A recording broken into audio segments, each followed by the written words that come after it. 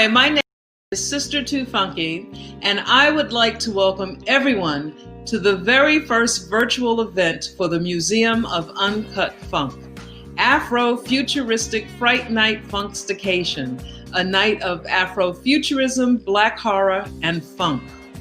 We intend to make this an annual event and hope to celebrate many more funky Halloweens to come. Shout out to our Facebook Live, YouTube Live, and Twitter audience. As I said, I am Sister Too Funky, and I am the co-founder and co-creator of the Museum of Uncut Funk. I've been fortunate enough to be a collector for over 25 years. I've collected Black animation, comic books, movie posters, everything that relates to the 70s. I love the 70s. I love everything about the 70s, the music, the fashion, sports, even the politics of the 70s. It's because that's the time that we came into our own. We were proud to be Black. We were in your face. We were raw. We were loud. We were expressive. Everything that we wanted to be. The 70s provided us a venue of being Black. And this decade has never been replicated before. And I think we have a very interesting collection, and we tell a story that has never been told about different aspects of 1970s culture, from animation to comic books to movie posters to stamps to coins. Everything you name it is centered on 1970s Black culture, and no other museum in this country touches the 1970s the way in which the Museum of Uncut Funk does. So come on in, sit down, enjoy the moment with us, spend some time on our website, our Facebook page, our IG page, and get to know us. I think you will love everything that you will see from the Museum of Uncut Funk.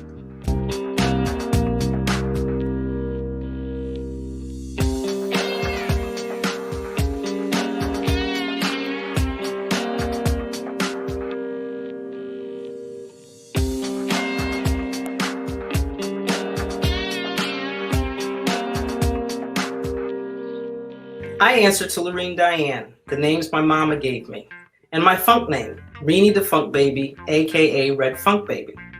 I am the co-founder and co-curator of the Museum of Uncut Funk.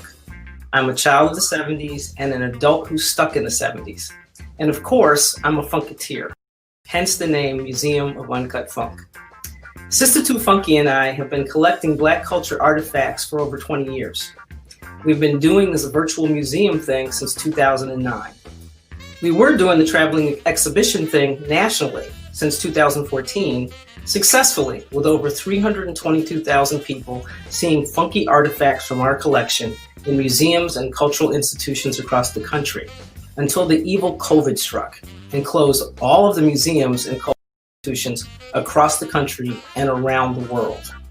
So this event is what happens when you're forced to go to Plan B and reimagine your future. So we thought today would be as good a day as any to put our vision for the future, our Afro future for the Museum of Uncut Funk out in the universe. And we pray that after November 3rd, we can start to put this whole dystopian, apocalyptic horror show that has been 2020 behind us. So we can finally get our hair done and make it happen. So if you've not voted yet, please get on it, because our Afro future is on the ballot. So our agenda for this evening is full of funky treats. I'm going to talk a little bit about what's happening at the Museum of Uncut Funk and our adjusted plans for the future. And then I'm going to turn it over to my partner in funk, Sister Too Funky, who's going to drop some knowledge about two of our temporarily not traveling right now exhibitions, Funky Turns 50 Black Character Revolution, that features animation art from our collection, and For the Love of Blacks on U.S. Currency, that features commemorative objects from our coin collection.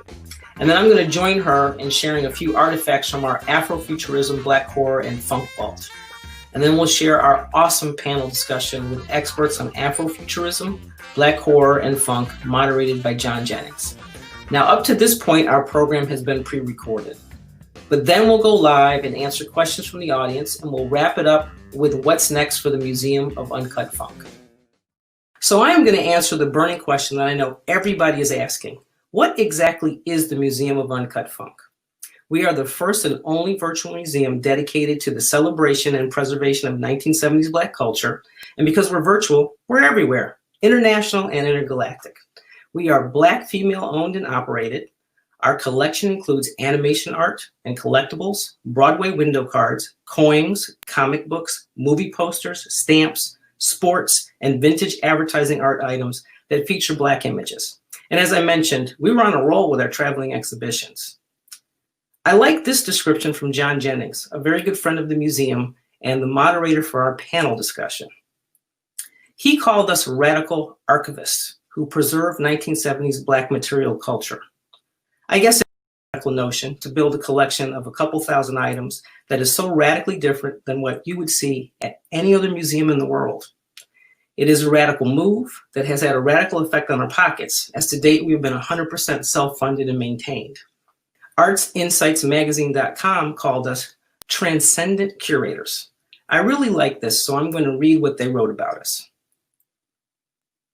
The fact that we can go see in person an exhibition curated by a virtual museum signal a new trend in curation.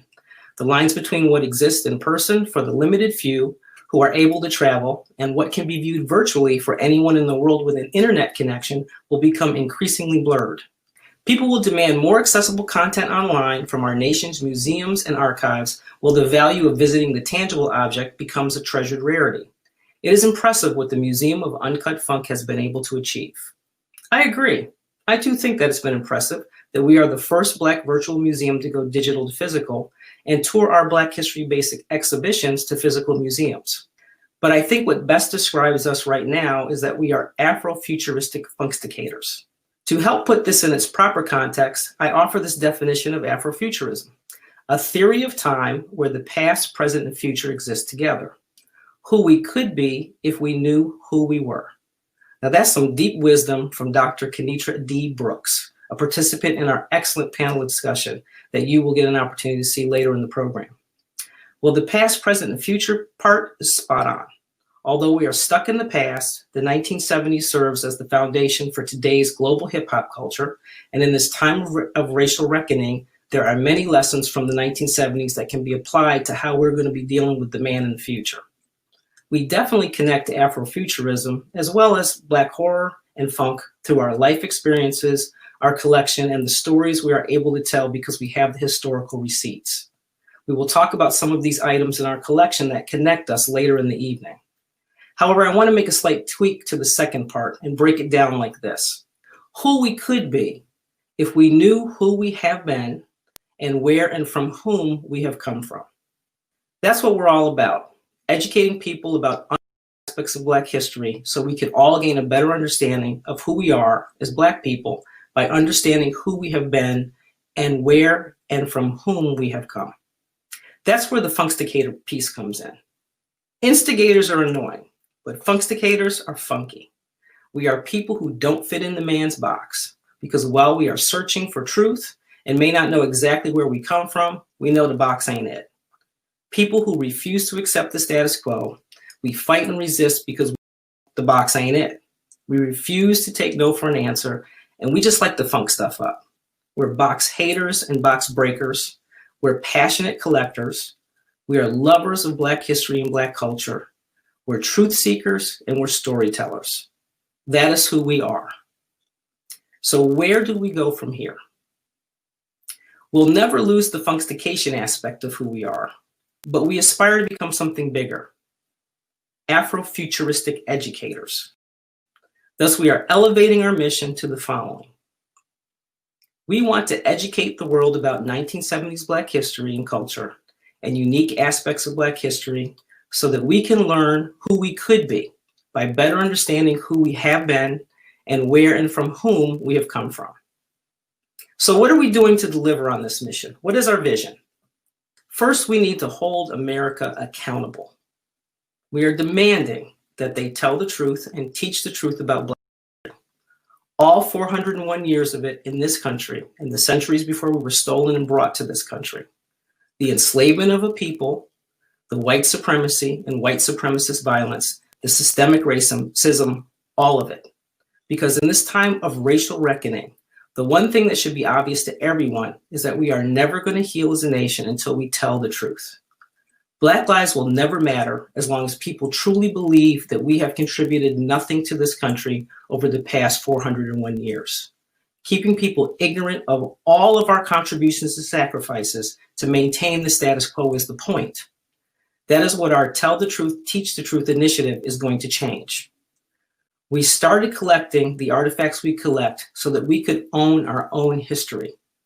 Because she who owns the artifacts gets to tell the stories about them. And we wanted to be able to tell Black stories about Black history from a Black perspective. It makes a huge difference. A perfect example of this is the 1619 Project. Our children deserve to learn the truth about who they can be by better understanding who they have been and where and from whom they have come from. In doing some research for a project to create educational games based on our collection, I was stunned to learn that Black history education in this country hasn't changed much since I was in school. What I learned is that American history education, and more specifically, Black history education, is failing to meet the societal challenges of the moment. Incomplete state social studies standards and inaccurate history textbooks, along with culturally insensitive teaching methods, have allowed for generational perpetuation of misinformation and racist stereotypes about Black people. And this has fueled the ignorance, hatred, and racism our nation continues to struggle with today. This educational malpractice has done major disservice to all students and severe damage to Black students. I was also stunned to learn that only 13 states mandate that their public schools teach Black history. There are no national standards for teaching Black history, none. Black history education is limited to slavery and the civil rights movement and does not cover either of these topics accurately. Textbook content is inconsistent and inaccurate and being driven by political concerns of individual states. And the hard truth is most teachers are white and they are not able to handle teaching the hard history of slavery, white supremacy, and systemic racism, as many of them learn the wrong things about Black history themselves. Now, couple that with what has been going on in this country for the past few months. Significant pushback against the 1619 Project, the Saving American History Act, a proposed law to cut funding from schools that teach the 1619 Project, an executive directive banning anti-bias training that relies on critical race theory and addresses white supremacy across government agencies, an executive order to establish the 1776 Commission to promote patriot education. What the hell is that? Support of racist Confederate monuments, denial of white supremacy, white supremacist violence, and systemic racism that is happening in real time, and very weak proposed legislation that just does not go far enough to fix this situation. So what are we going to do to change it? Well, we've started a petition campaign on change.org that demands the following from our federal government. National legislation mandating all pre-K through 12 schools in all 50 states teach year-round 21st century Black curriculum. National Black history standards that cover all aspects of Black history, including the enslavement of Black people, white supremacy, and systemic racism. We demand that Black history experts write the national standards and create new curriculum and teaching materials, and that all school districts hire Black teachers, Black principals, and Black counselors, and that these initiatives be adequately funded with educational funding conditioned on participating. So if you agree that it's time to stop the and whitewashing of Black history, please sign our petition and get everybody you know to sign it so that we can force our lawmakers to finally fix this situation. I learned a little bit about Black history in American history class in the 7th grade and learned everything else from my mom, who was a teacher. She participated in the March on Washington and was always teaching me about aspects about Black history and our family.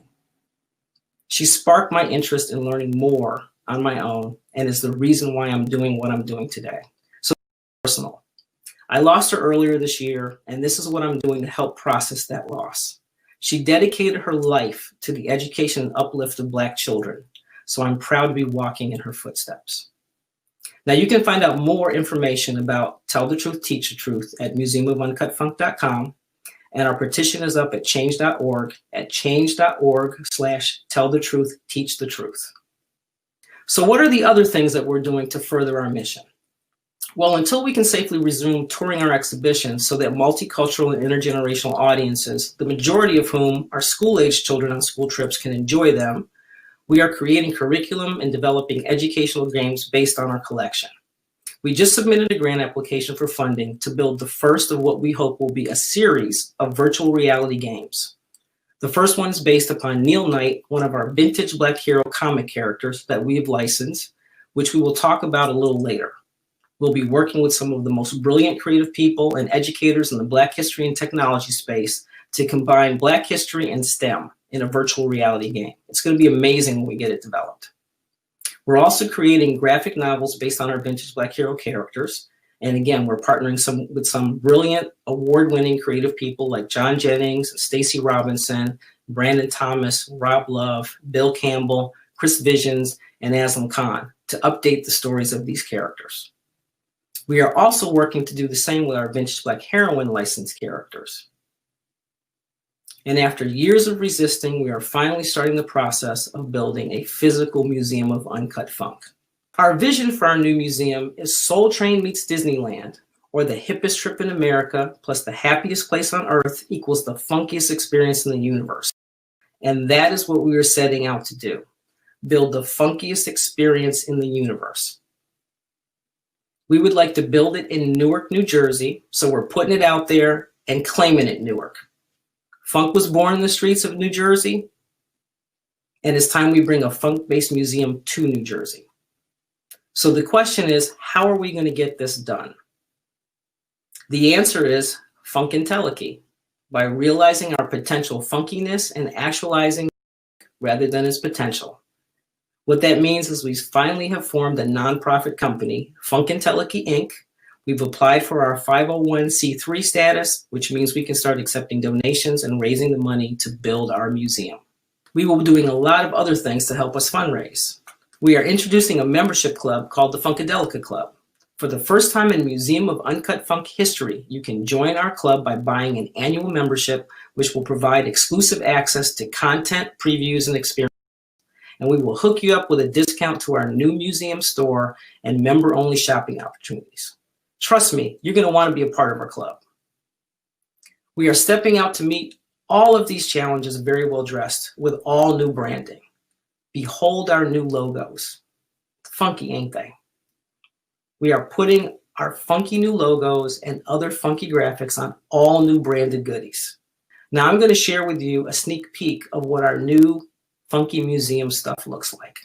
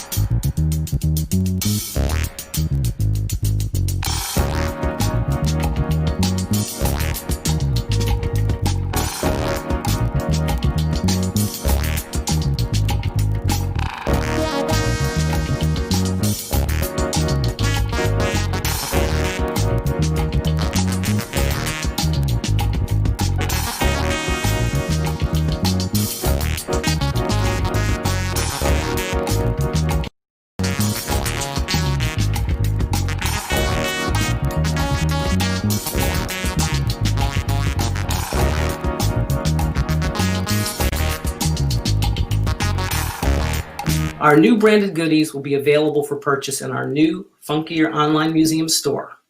We will be adding new items on an ongoing basis, so you're going to want to visit and keep coming back to see what's new.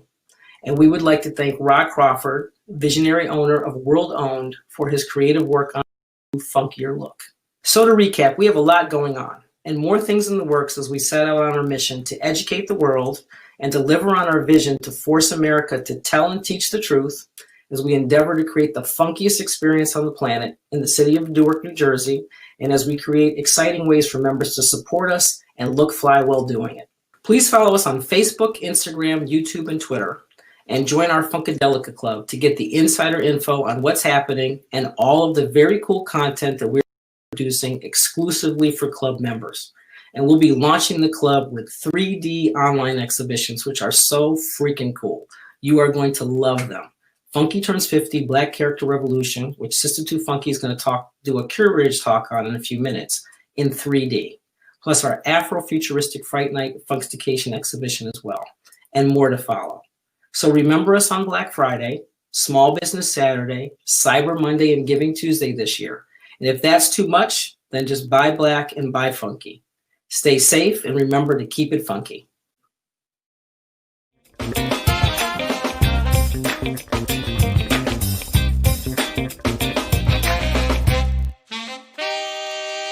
When I was a kid in the 70s, I used to love watching Saturday morning cartoons. I would get a bowl of cereal, park myself on the couch, and watch all of my favorites, like the Jackson 5, Fat Albert, and the Harlem Globetrotters. I especially liked the Brown Hornet.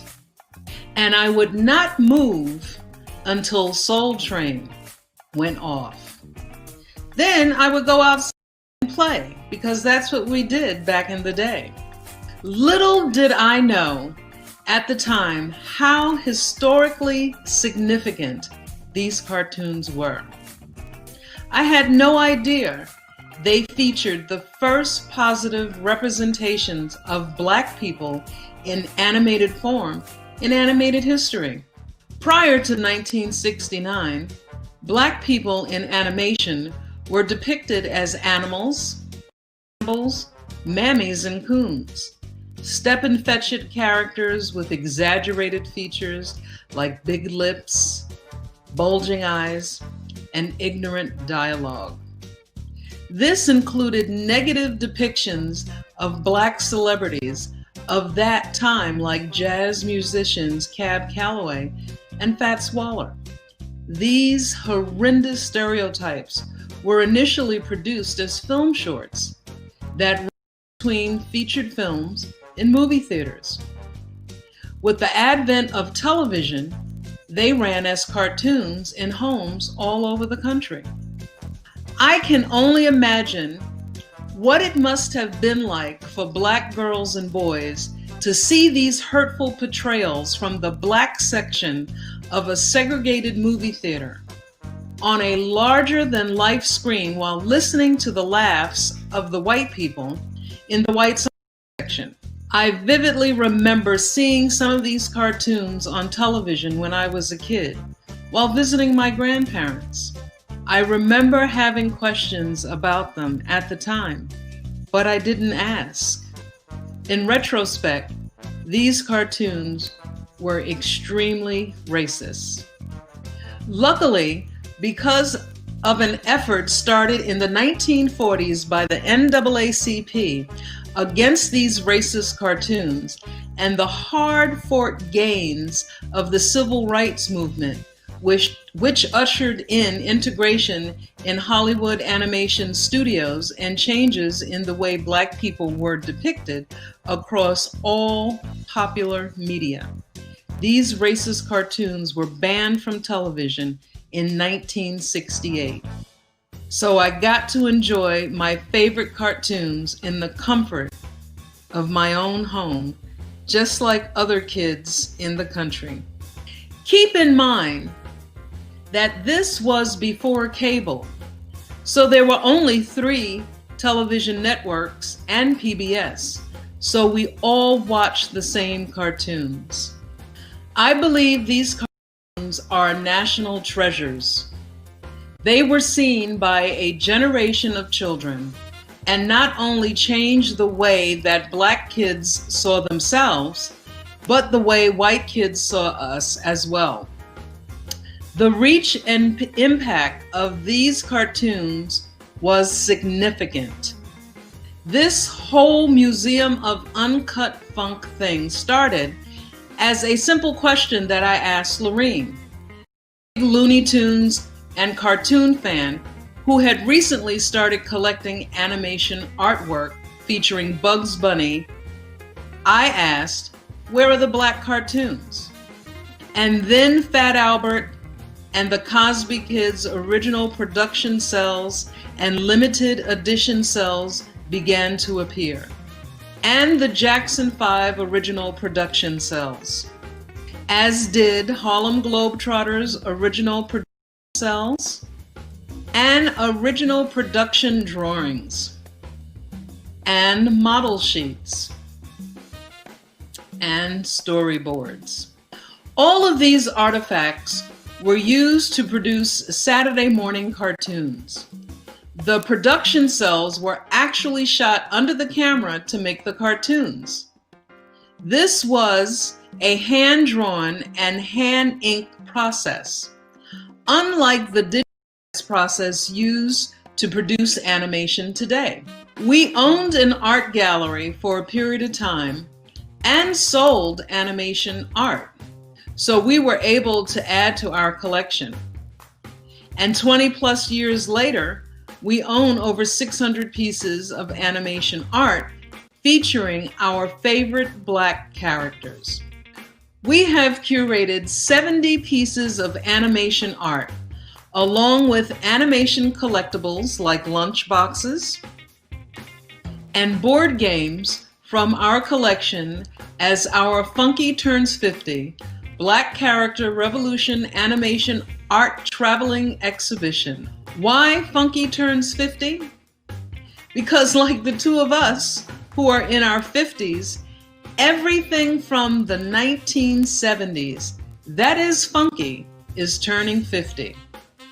Our phenomenally successful Funky Turns 50 Black Character Revolution exhibition presents a retrospective of the first positive, and by positive, we mean not stereotypical, Black animation characters in television history, and highlights the historic significance of the appearances of these characters in Saturday morning cartoons and specials during the late 60s and throughout the 70s. Funky Turns 50 celebrates the 50th anniversaries of these stereotype-breaking Black animation character appearances. Our first exhibition at the Schomburg Center for Research in Black Culture in 2014 was featured on the front page of the New York Times art section, and the exhibition has received extensive media coverage since then. This exhibition has been seen by 118,720 people in museums across the country. It highlights a unique Black history milestone and significant cultural victory resulting from the civil rights movement in an uplifting way. It positively engages a multicultural and intergenerational audience. It attracts new visitors and school trips to every museum that displays it. This exhibition is also available in panel form as Funky Turns 50 Black Character Revolution Firsts. The panel exhibition has been seen by 33,851 people. Practically every 1970s Black animated character in the exhibition represents a Black history first.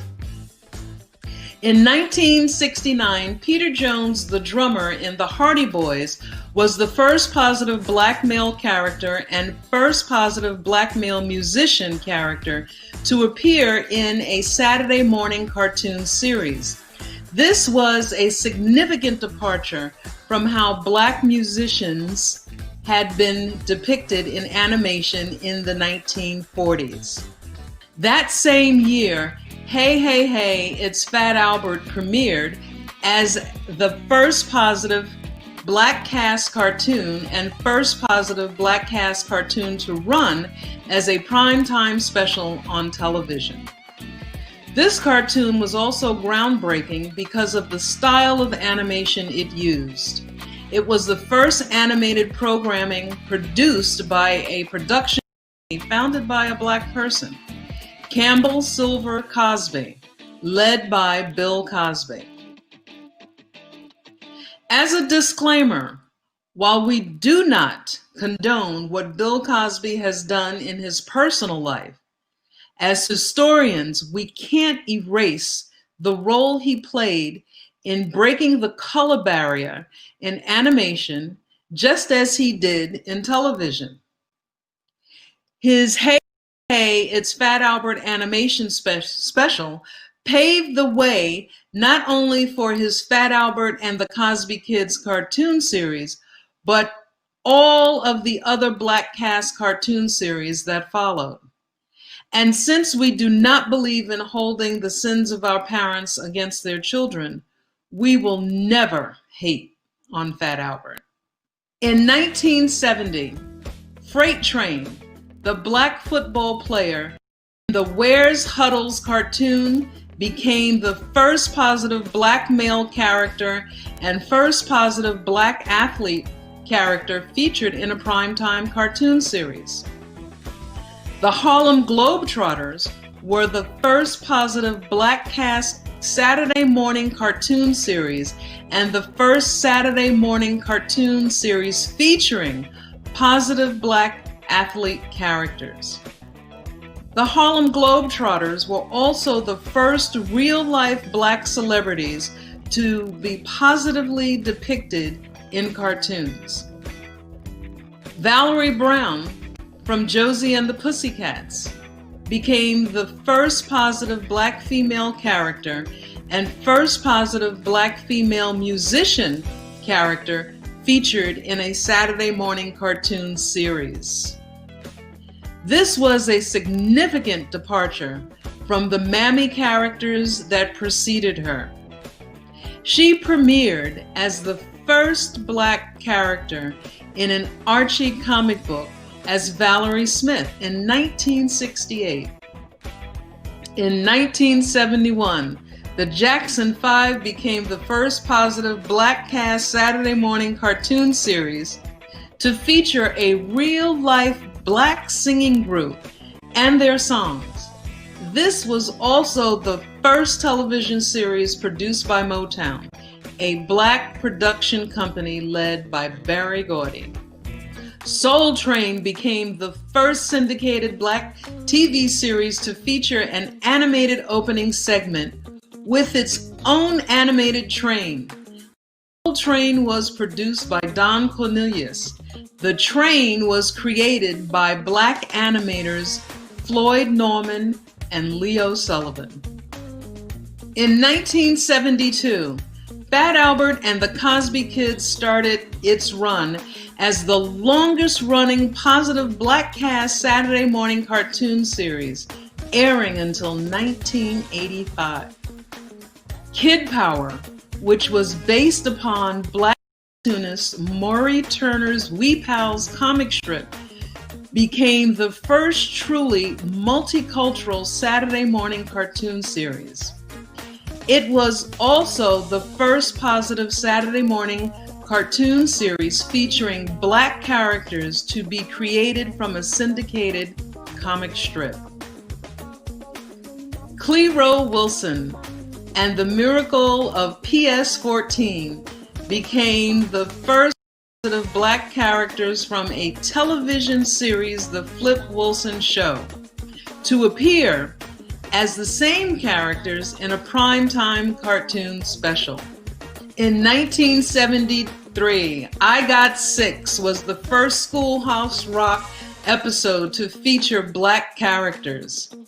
Franklin Armstrong was the first Black character to appear in the Peanuts comic strip introduced on July 31st, 1968. He became the first Black character to appear in a Peanuts cartoon special, There's No Time for Love, Charlie Brown. Lieutenant Uhura was the first positive Black character from a television series to appear as the same character in a Saturday morning cartoon series. In 1974, Verb was the first Black male superhero character in a cartoon. Second Schoolhouse Rock episode to feature Black characters. Hong Kong Phooey was the first Black male superhero character in a Saturday morning cartoon series. Chuck Clayton was the first Black male character to appear in Archie Comics as a member of the gang, and became the first Black male character to appear as a member of the Archie's gang in a Saturday morning cartoon series called U.S. of Archie. U.S. of Archie also featured episodes with Harriet Tubman, Booker T. Washington, George Washington Carver, and York.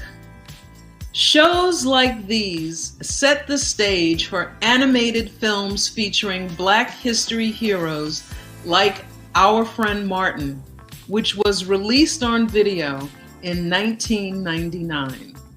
In 1977, Astraea became the first Black female superhero character in a Saturday morning cartoon series, Space Centaur. In 1978, Kim from Fangface became the first positive character of Black and Asian heritage to be featured in a Saturday morning cartoon series.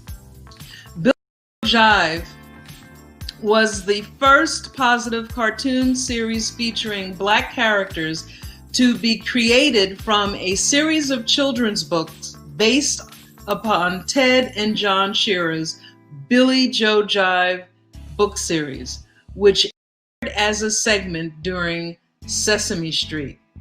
In 1979, Micro Woman and Super Stretch became the first Black superhero duo to appear in a Saturday morning cartoon series.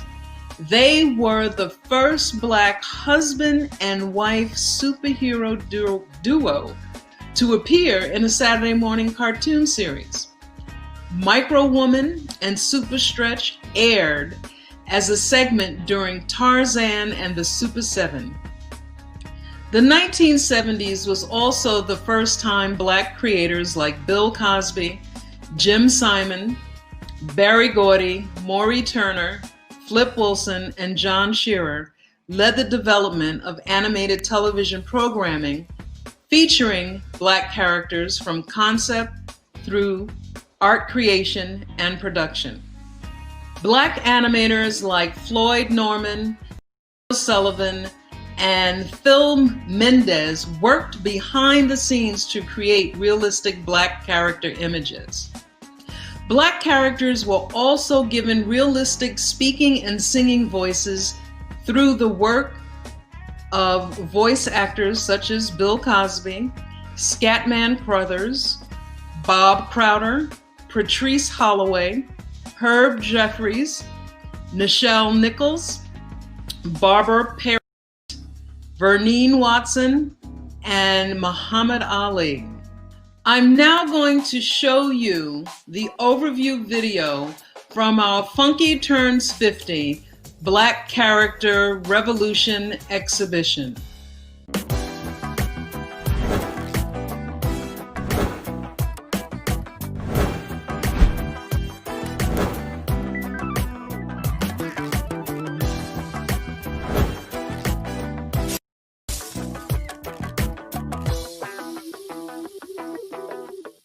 From 1900 to 1960, over 600 cartoon shorts featuring black characters were produced by some of Hollywood's greatest white animators and biggest film studios.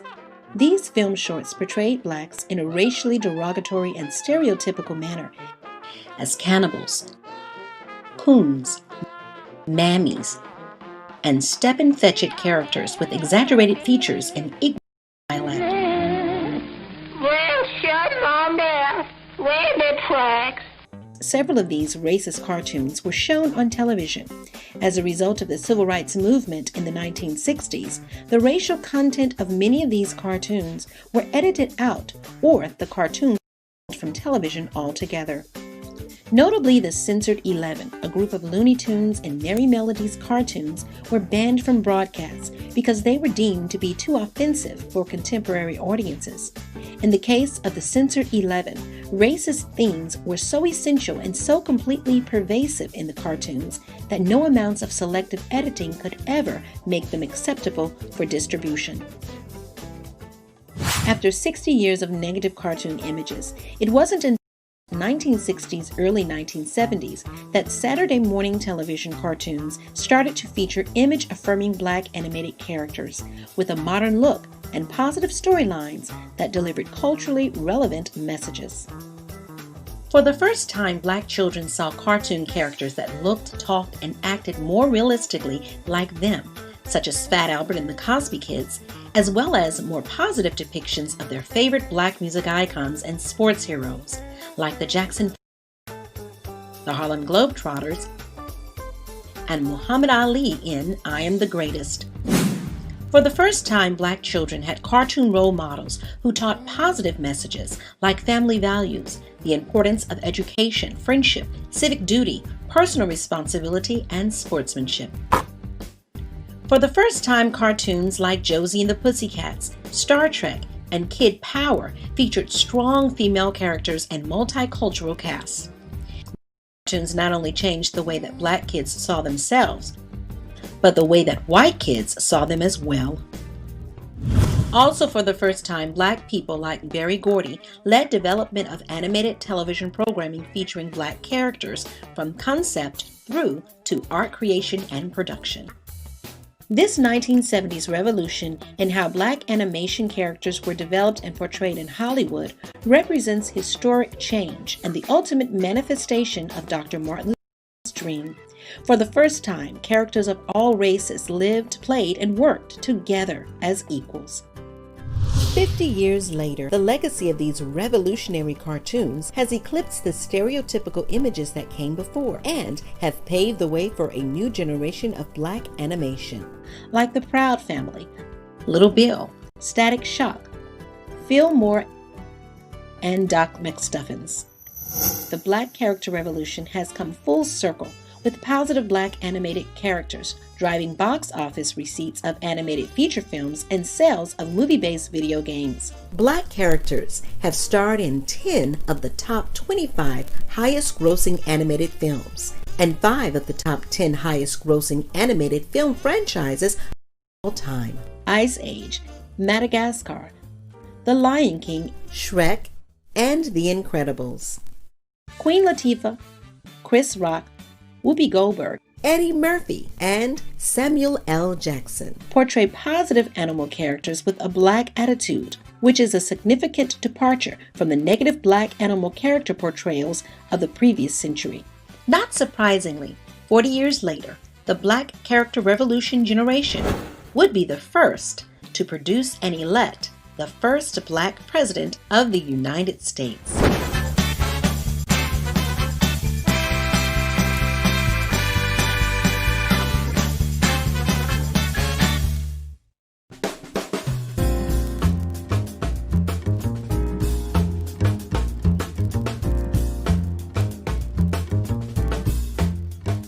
I had no idea that there were black people on U.S. currency. I mean, we, went to a memorabilia show. Pamela saw the Booker T. Washington coin, and we were just kind of floored because we just didn't know it existed.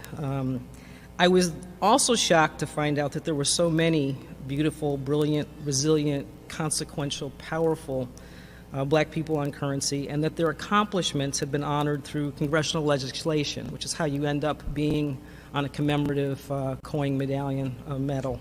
And these are signed into law by the sitting President of the United States. So there's the fact that they exist, the list of people who made the fronts of these objects, and the fact that there's a whole legislative process behind it.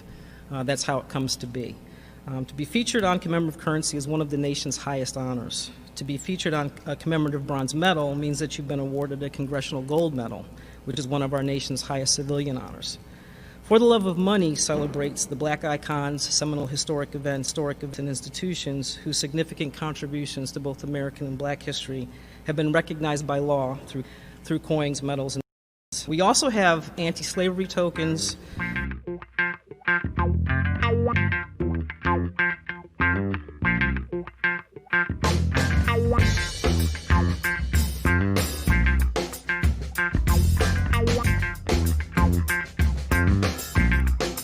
Concept coins featuring black images.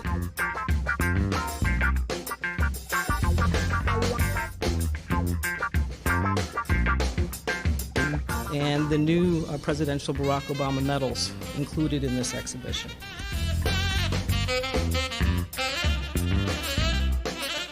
The 41 objects represented in this exhibition also represent indelible milestones in our century-long struggle to achieve equality in this country. First 246 years of slaves, next 90 years of struggle through Reconstruction and Jim Crow, the 14-year movement for civil rights, which brings us to the 70s, which is our favorite decade, when we start to realize some of the gains of the civil rights movement, followed by 50 years of progress that gets us to the election and re-election of Barack Obama. All of that's really represented in this exhibition. The history commemorated by these objects reminds us that our story has been filled with triumphs, followed by setbacks, joys followed by heartbreaks. But along the way, we've continued to break barriers and achieve historic firsts, and a lot of the historic firsts are represented throughout the exhibition. These objects remind us that a brave black patriot was the first to die in the Revolutionary War, of the significant contributions in World War II of the Tuskegee Airmen and Montford Point Marines that led to the desegregation of the armed forces.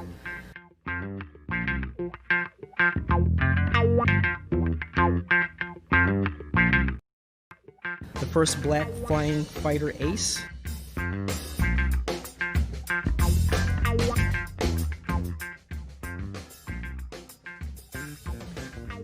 And the first black Civil Air Patrol officer.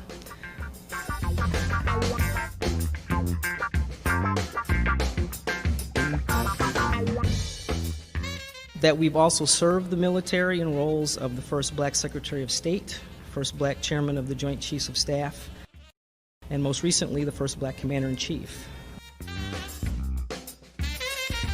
These objects remind us that brilliant black men rose up from slavery to advise presidents, that exceptional black athletes broke the color barrier at home and defeated white supremacy on the world stage.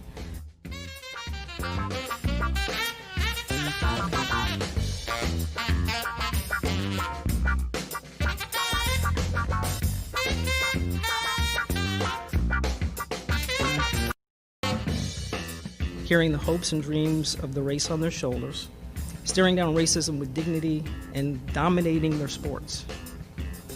That strong black women sparked the Montgomery bus boycott,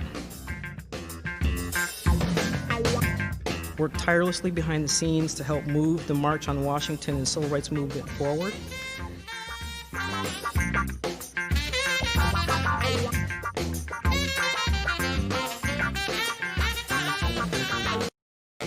That determined black youth sat in, rode, marched, and refused to be permanently turned around. That 9 black high school students endured a year of hatred and racism to desegregate Little Rock Central High School under the protection of the National Guard. That a renowned black opera singer graced the steps of the Lincoln Memorial and performed at the White House at the invitation of the First Lady and the President. That transcendent black musicians changed the world with their tremendous gifts.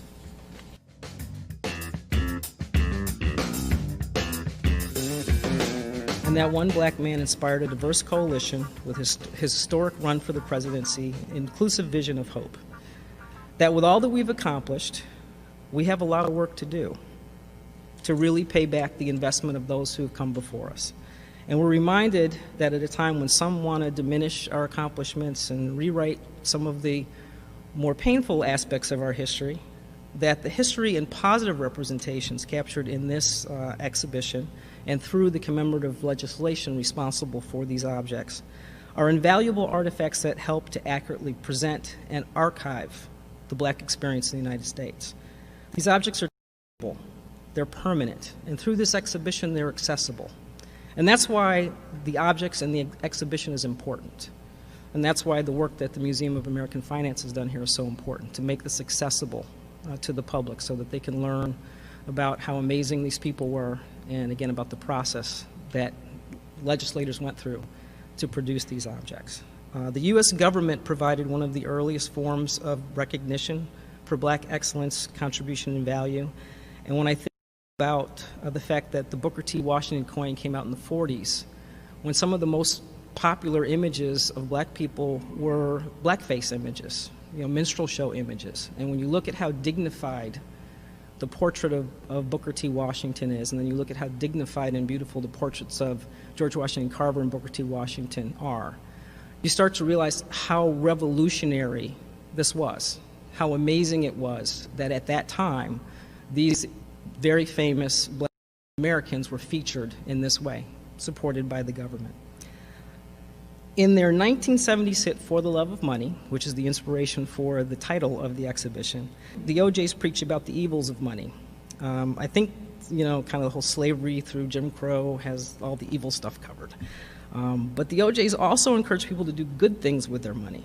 And the recognition of our contributions for the betterment of American society on commemorative currency is a good thing. It's an amazing thing.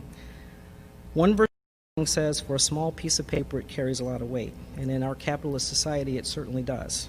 And it's for this reason that we are extremely excited about the plan to add Harriet Tubman, Sojourner Truth, Marian Anderson, and Martin Luther King Jr. to the 20, the 10, and the $5 bills in 2020. We're very excited about that. But in the meantime, what a lot of people don't know is there are already a lot of Black Americans represented on U.S. currency. This exhibition being hosted here on Wall Street kind of brings us full circle. Slaves were bought and sold on the street. They built Wall Street. And slaves were represented on Confederate currency. And for there to be an exhibition here that depicts slaves and descendants of slaves in such a positive way, being honored at the center of the financial universe, it's a very powerful thing. It's a very emotional thing for me. And I thought I would be emotional, and then when I got here, I'm really emotional about it. It's a very, very powerful thing. And again, I really thank the museum for doing this. The fact that the first Black president is also recognized in this exhibition brings everything full circle as well. Barack Obama is my Jackie Robinson. And for somebody who loves history and loves Black history and has always said, gee, I wish I was around when that thing happened and I could have been a part of history happening and something that you didn't expect to happen happened. It's amazing to have something that I never expect to happen in my lifetime happen in my lifetime. And to be able to include that in this exhibition, both legislation that he approved as a president that was able to honor some of the people who are featured here, as well as having his presidential medals here, is also a very powerful thing. This exhibition is a celebration and positive expression of our experience. Thank you for coming to celebrate this with us, and thank you again to the Museum of American Finance for putting the exhibition on. Thank you.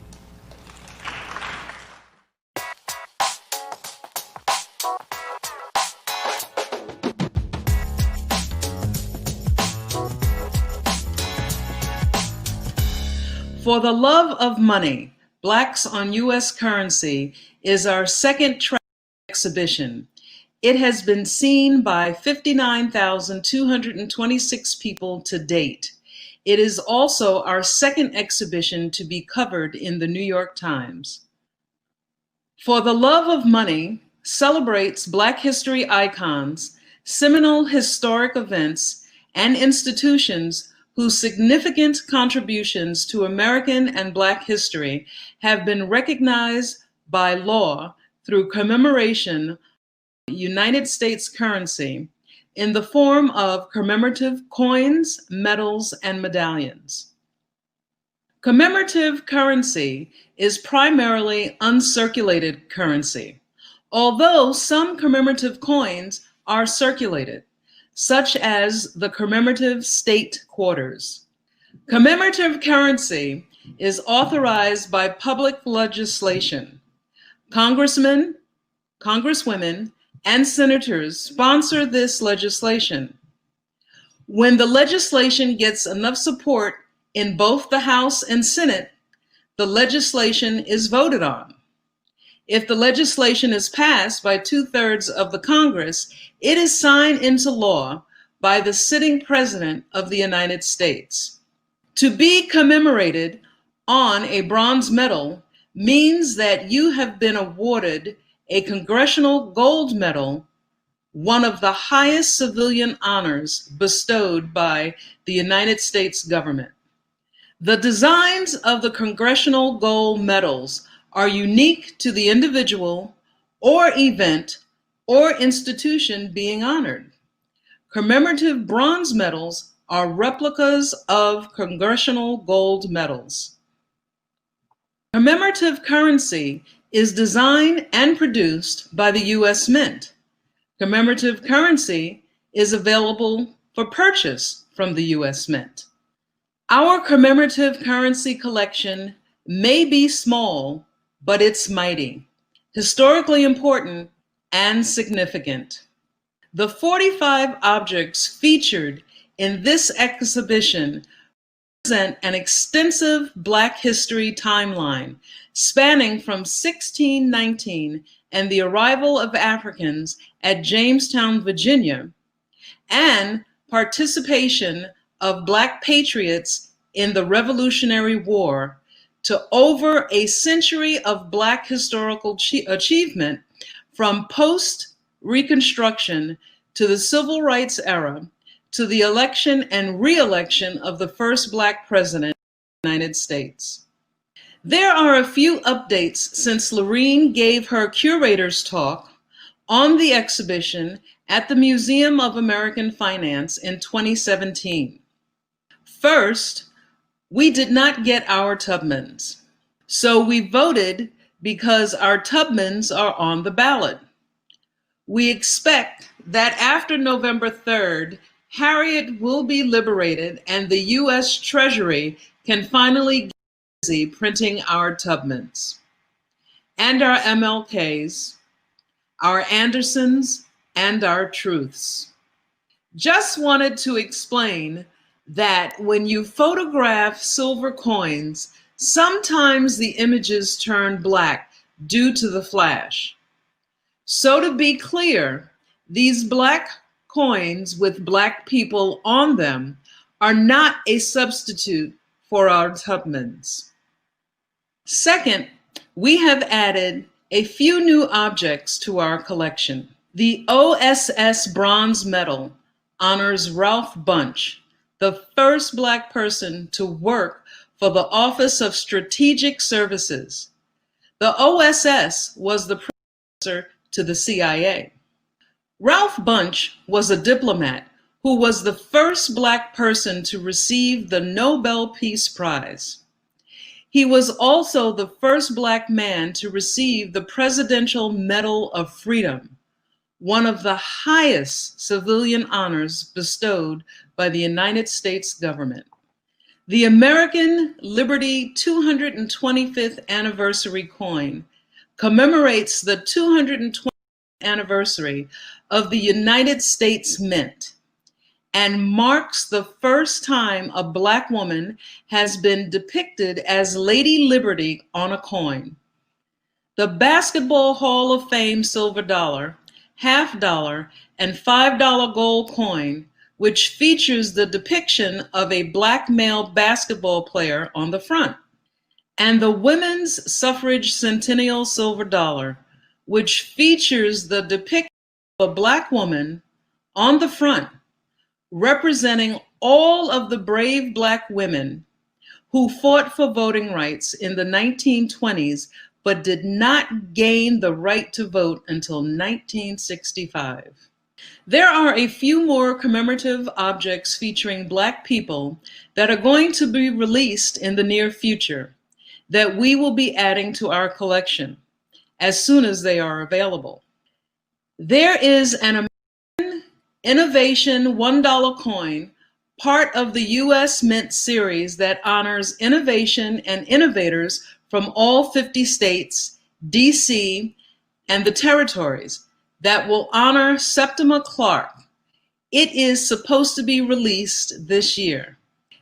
Here is some of the descriptive language for the coin. Septima Clark pioneered the link between education and political organizing during the Civil Rights Movement.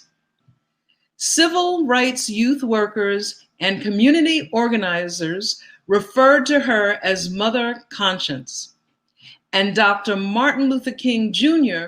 referred to her as the Mother of the Movement. Clark believed that knowledge could empower marginalized groups in ways that formal legal equality couldn't. She helped establish the first citizenship schools teaching literacy and citizenship rights, and helped establish local leaders for the civil rights movement. Teaching people to read and understand the Constitution helped Black citizens pass the literacy tests used to disenfranchise Black voters. The initiative spread and was ultimately adopted by the Southern Christian Leadership Conference, where Clark became a training supervisor and worked closely with leaders of the civil rights movement. In 2021, the Tuskegee Air National Historic Site Quarter that commemorates the site that commemorates the airmen will be available. This is the second of 2 Black National Historic Sites featured in the America the Beautiful series from the U.S. Mint. The first was the Frederick Douglass National Historic Site Quarter, the Black coin I just showed you.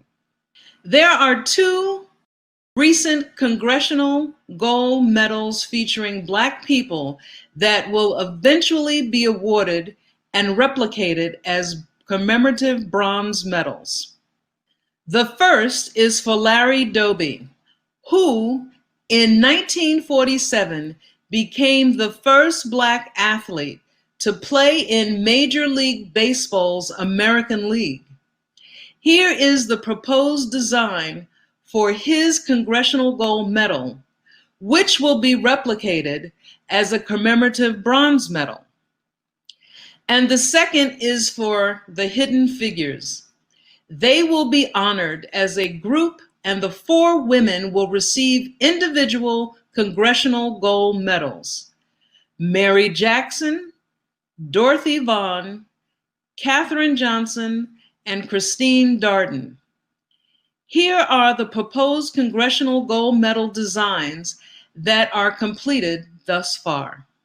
I'm going to finish up my curator's talk by highlighting a couple of the historical firsts that are represented in our collection. I won't read all of them because you can read them and learn more information about this exhibition and collection on our website.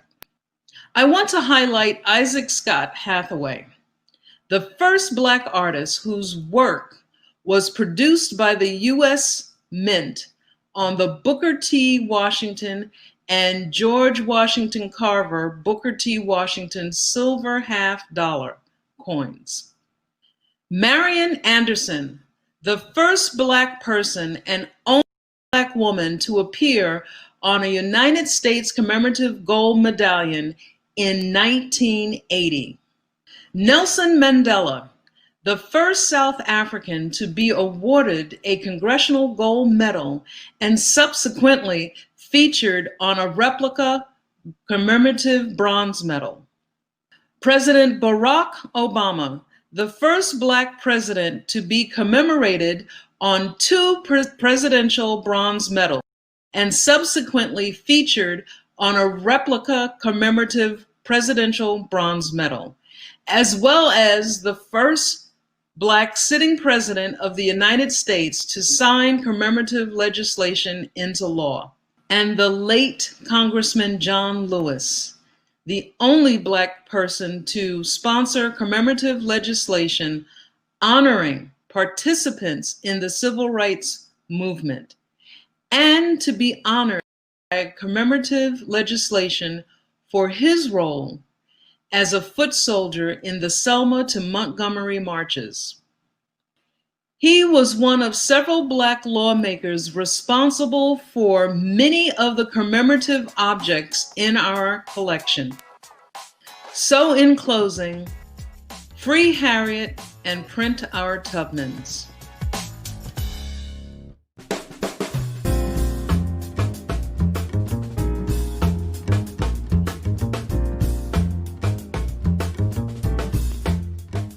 Okay, now we're going to talk about some of the items that we have in our collection from our Afrofuturism, Black Horror, and Funk Vault. And in all honesty, everything in our collection is funky. We have a huge catalog of funk music, which unfortunately we can't play and can't cover today. So we'll probably focus more on the Afrofuturism and Black Horror pieces.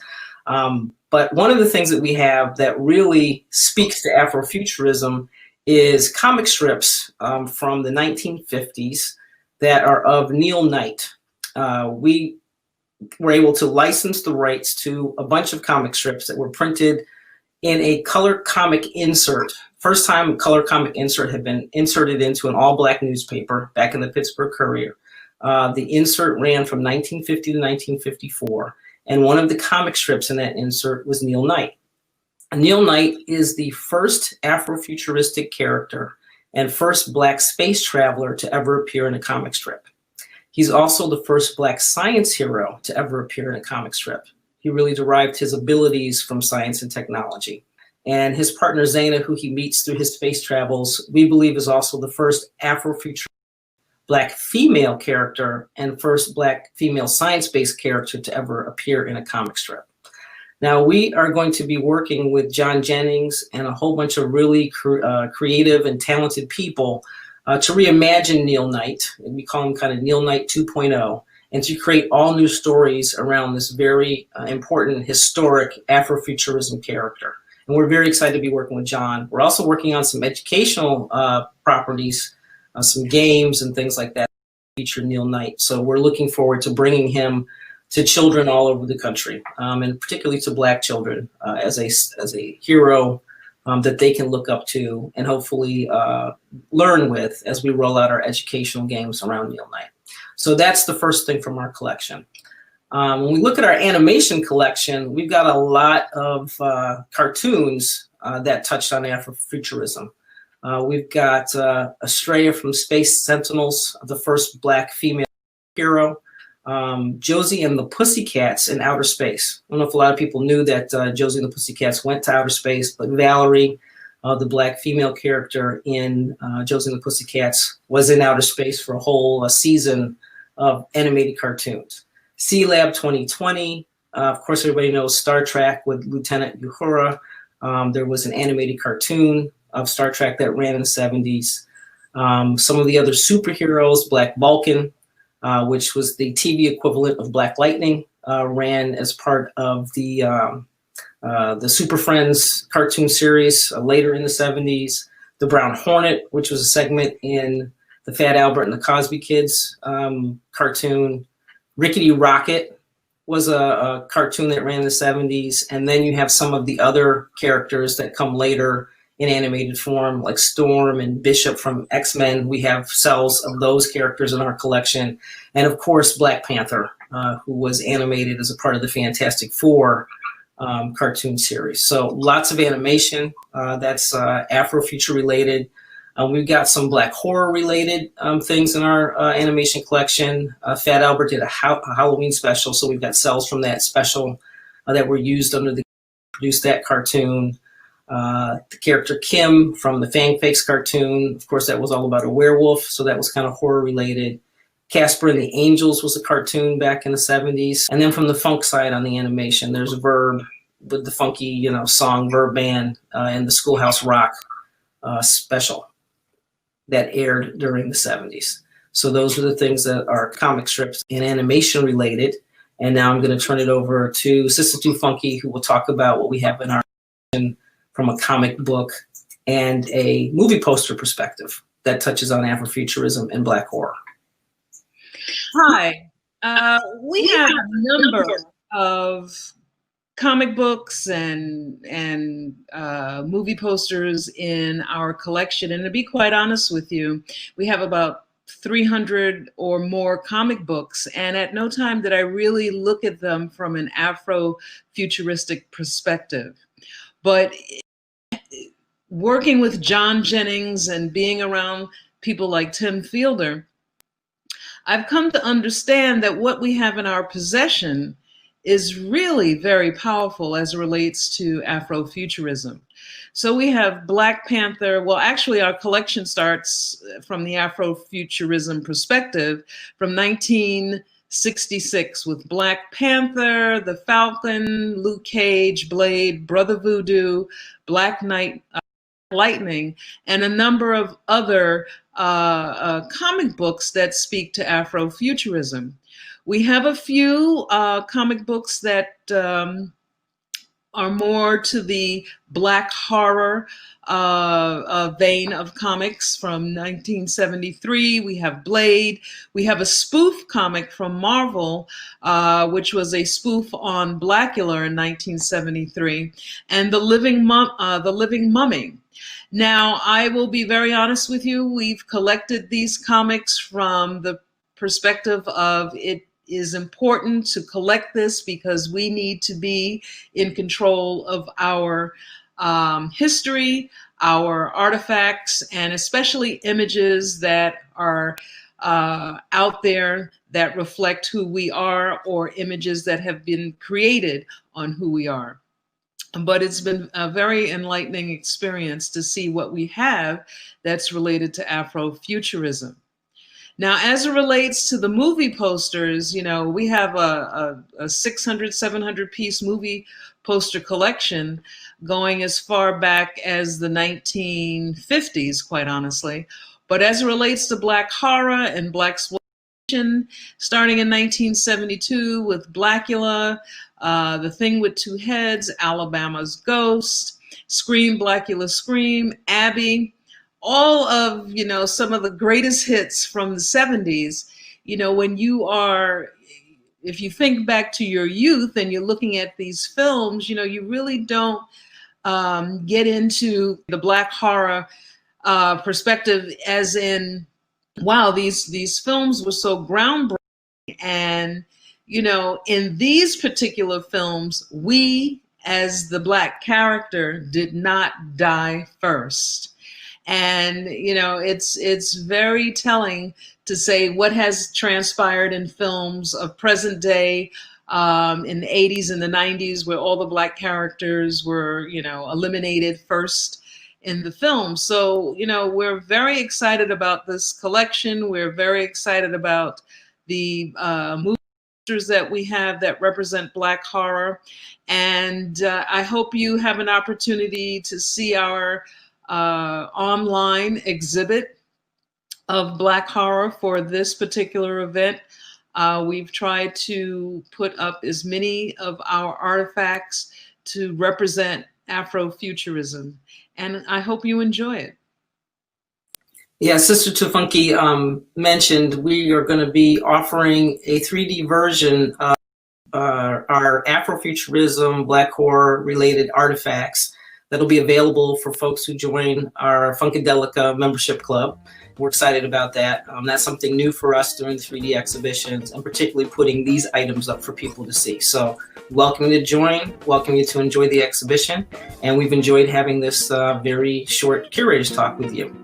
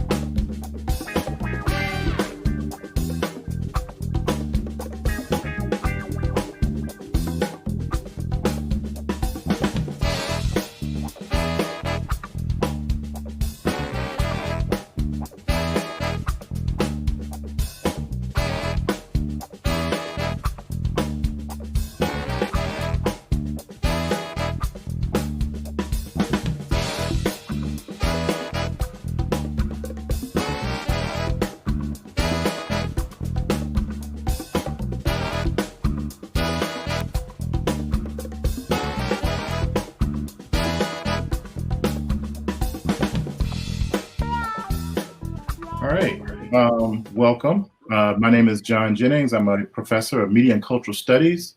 Tonight we'll be having a discussion entitled Afro Futuristic Fright Night Funkstication, looking at the intersections between Afrofuturism, Blaxploitation, funk, and Black horror. And basically this is part of a relaunch of the Museum of Uncut Funk. And we're basically joined by a gaggle of wonderful scholars. And I want everyone to introduce themselves before we kind of jump into some questions. Hi, my name is Pamela, aka Sister Too Funky. I'm co-founder of the Museum of Uncut Funk. My name is Lorene, and I am co-founder and co-curator of the Museum of Uncut Funk. My name is David F. Walker. The F stands for Funktavious, and I am a writer and educator. My name is Tim Fielder, the F for Not Funky Enough. All right, my name is Tanana Reeve, that voodoo that you do. I teach Afrofuturism and Black horror at UCLA. I'm also a writer and screenwriter. Hi, my name is Kenitra D. Brooks, and the D means damn, that was funky.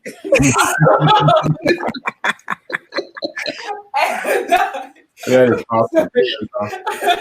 And I am the John and Leslie. I am the Audrey and John Leslie Endowed Chair at Michigan State University in the English department.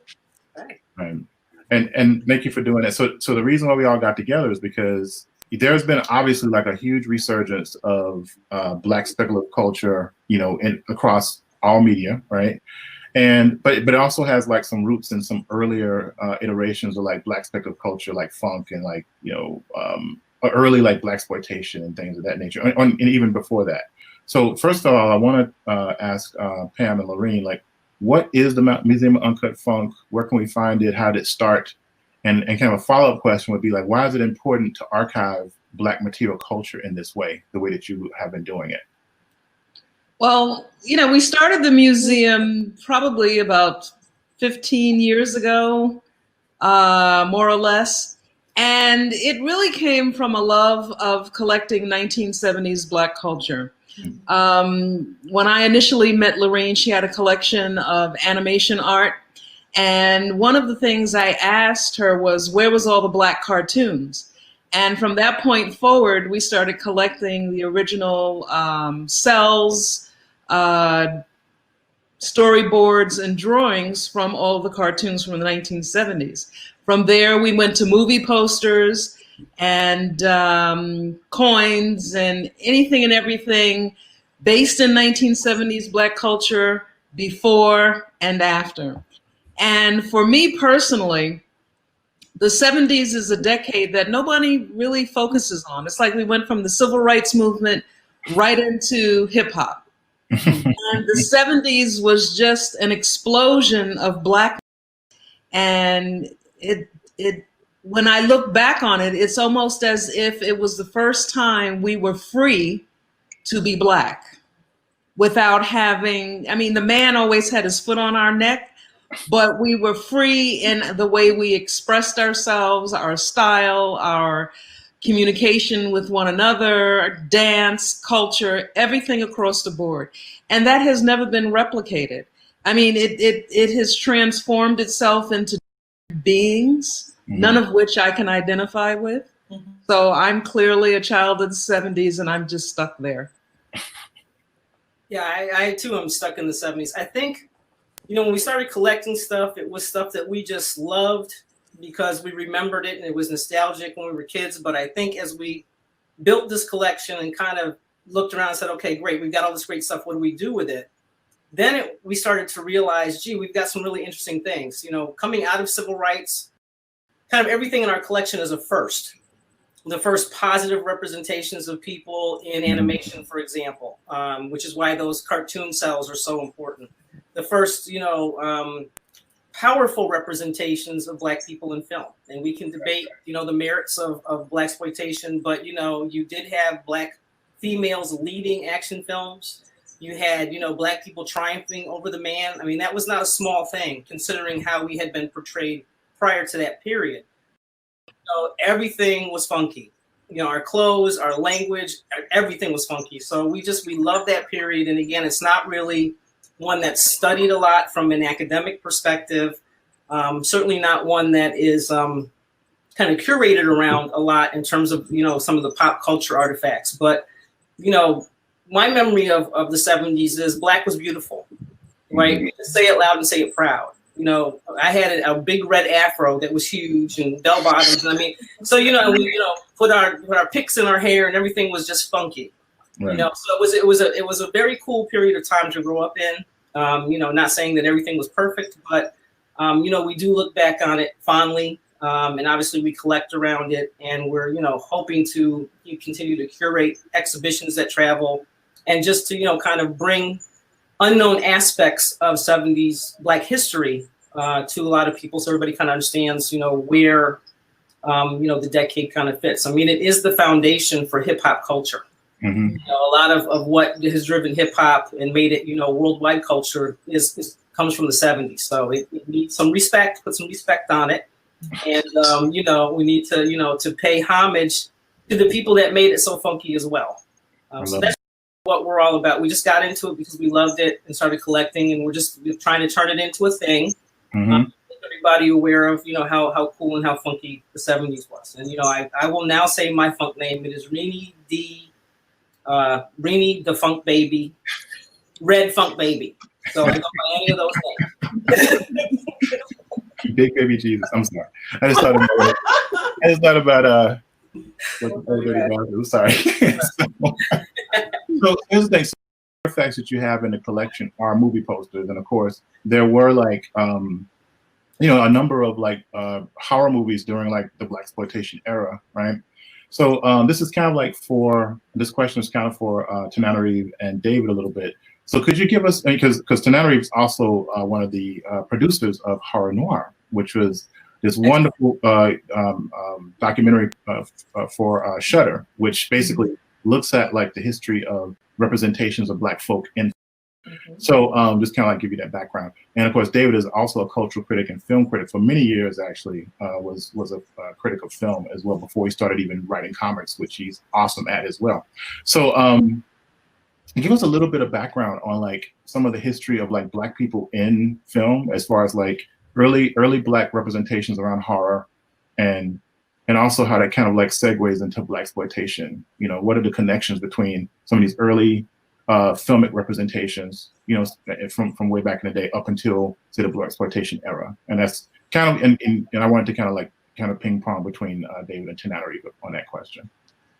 Well, I'll just thumbnail it a little bit. Okay. we talked about it in Horror Noir, starting out as the monster, really going back to Birth of a Nation in 1915 with the black face, the black man, black male monstrosity, the cooning and the Feet Don't Fail Me Now era, where we were sort of the comic relief, the childlike person exhibiting the fears. So that's just the thumbnail of up until the Blaxploitation era. When you get in 1972 something like Blackula, which people can make fun if they want to of the costumes and whatever, but look, this was a groundbreaking film. Young Black man directing it. William Crane, only Black guy on the set, basically. How he got that gig, I will never understand, but good for him. And as we often see when Black creators had an opportunity to show themselves, to depict themselves in film, like in 1940's Son of Ngagi, which was written by Spencer Williams, who was in Amos and Andy later. But he did, in Son of Ngagi, in 1940, he took his opportunity to say, yeah, we got a scientist, we got a lawyer, we got a police detective, we have the whole spectrum of Black life in this film, not what you have seen portrayed. And I think William Crane and Blackula goes in with a similar attitude. Those films were meant to be money machines. Nobody at the studio was trying to elevate the culture, as far as I understand, but correct me if I'm wrong, but they were like, okay, we have a Black vampire where we're going to call him Mama Walde, and he's going to speak sweet. And this film is going to begin with him trying to negotiate the end of the transatlantic slave trade, and just trying to elevate the culture and Blackness, beating up those cops, which is coming back into fashion now in Black horror. And I think that they were really trying to, even in a lesser film, like I would say like Abby, also from the 1970s, which has its issues, still Black professor and the family and the preservation of the this kind of thing were important messages underpinning these films that were really meant to be just sort of money churners from the studio standpoint. Yeah. So David, how did you come to blaxploitation, and how do you, and how, I guess, kind of articulate some of your feelings about some of the horror that was in those stories too, and funk and horror, I guess. Yeah. Okay, yeah, well, I grew up in the 70s, and my grandparents had the subscriptions to Ebony and Jet magazine, which is sort of your introduction to everything, in that era, that time frame. And so I would flip through those magazines, and I would see pictures, and I would see advertisements for movies that I wasn't allowed to go see. Right. Like that piqued my curiosity, like I knew who Pam Grier was, but I wasn't allowed to go see Pam Grier movies. And so it was like this forbidden fruit for me. And then by the time I was old enough to see this stuff, the home video revolution had started. So I really wanted to delve in to all this stuff that I missed as a kid. But by that point, a lot of it was gone and forgotten. So it also became this, this curiosity to me, like how could all of these movies that I remember being, in Ebony and Jet and places like that, how come they're so hard to find? How come there's not much that you can read about them? And this was right around the same time that I was getting really serious about the study of film. Yeah. And so the two sort of coalesced, they came together. And then I just became endlessly fascinated with those movies, in part because I recognized that, as a kid growing up in the 70s and then into the 80s with hip hop, I was already seeing the connections between the two, and that voice of hip hop that was so prevalent in my teen years was being informed a lot by these images that we were, Three the Hard Way and Enter the Dragon, Black Belt Jones. So then, but in terms of horror, it was interesting because, Blackula was one of those movies that was actually, it was one of the handful of blaxploitation movies that was on TV with any degree of regularity. And so I'd seen it long before I'd seen a lot of the other movies. And, and to me, it was fascinating because, and what I didn't know at the time, was that what I was seeing for the first time, which was this representation of like African royalty, Right. that wasn't a cat with like a bone through his nose and in a loincloth and all that sort of stuff. And so to me, it was profound because it was like, oh, wait a sec, all the imagery of Africa that I had seen up to that point was steeped in these real negative stereotypes. And what I think is fascinating about the movie Blackula was that William Marshall was the one who brought that to the movie. Yeah. The original draft of the script, like Blackula was like a slave or something like that who was bit by a slave master. It was exactly what we would imagine it to be, with a title like that. And and that film, to me, more so than all the other blaxploitation horror movies, if you watch it, and Tan and Reeve talked about this, there is like this corny aspect to it. The name in and of itself is kind of corny, but like, if spoiler alert, like he gets killed by the cops at the end, Right. and like all he's trying to do is reunite with the love of his life. He's very different than a lot of this. He's more of the tragic vampire. He's a very tragic character, and I remember the last time I watched the movie was literally the day the cop who killed Mike Brown was acquitted.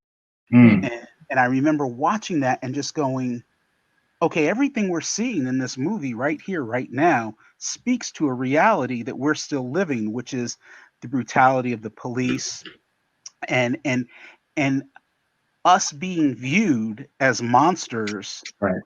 when we're actually royalty, right? And so, was that fully what they were trying to do in 1972? I can't say for sure, but it's definitely there's a relevance to it. And even like you could take the worst of the blaxploitation horror movies, which is Blackenstein, which is one of the worst movies of all time.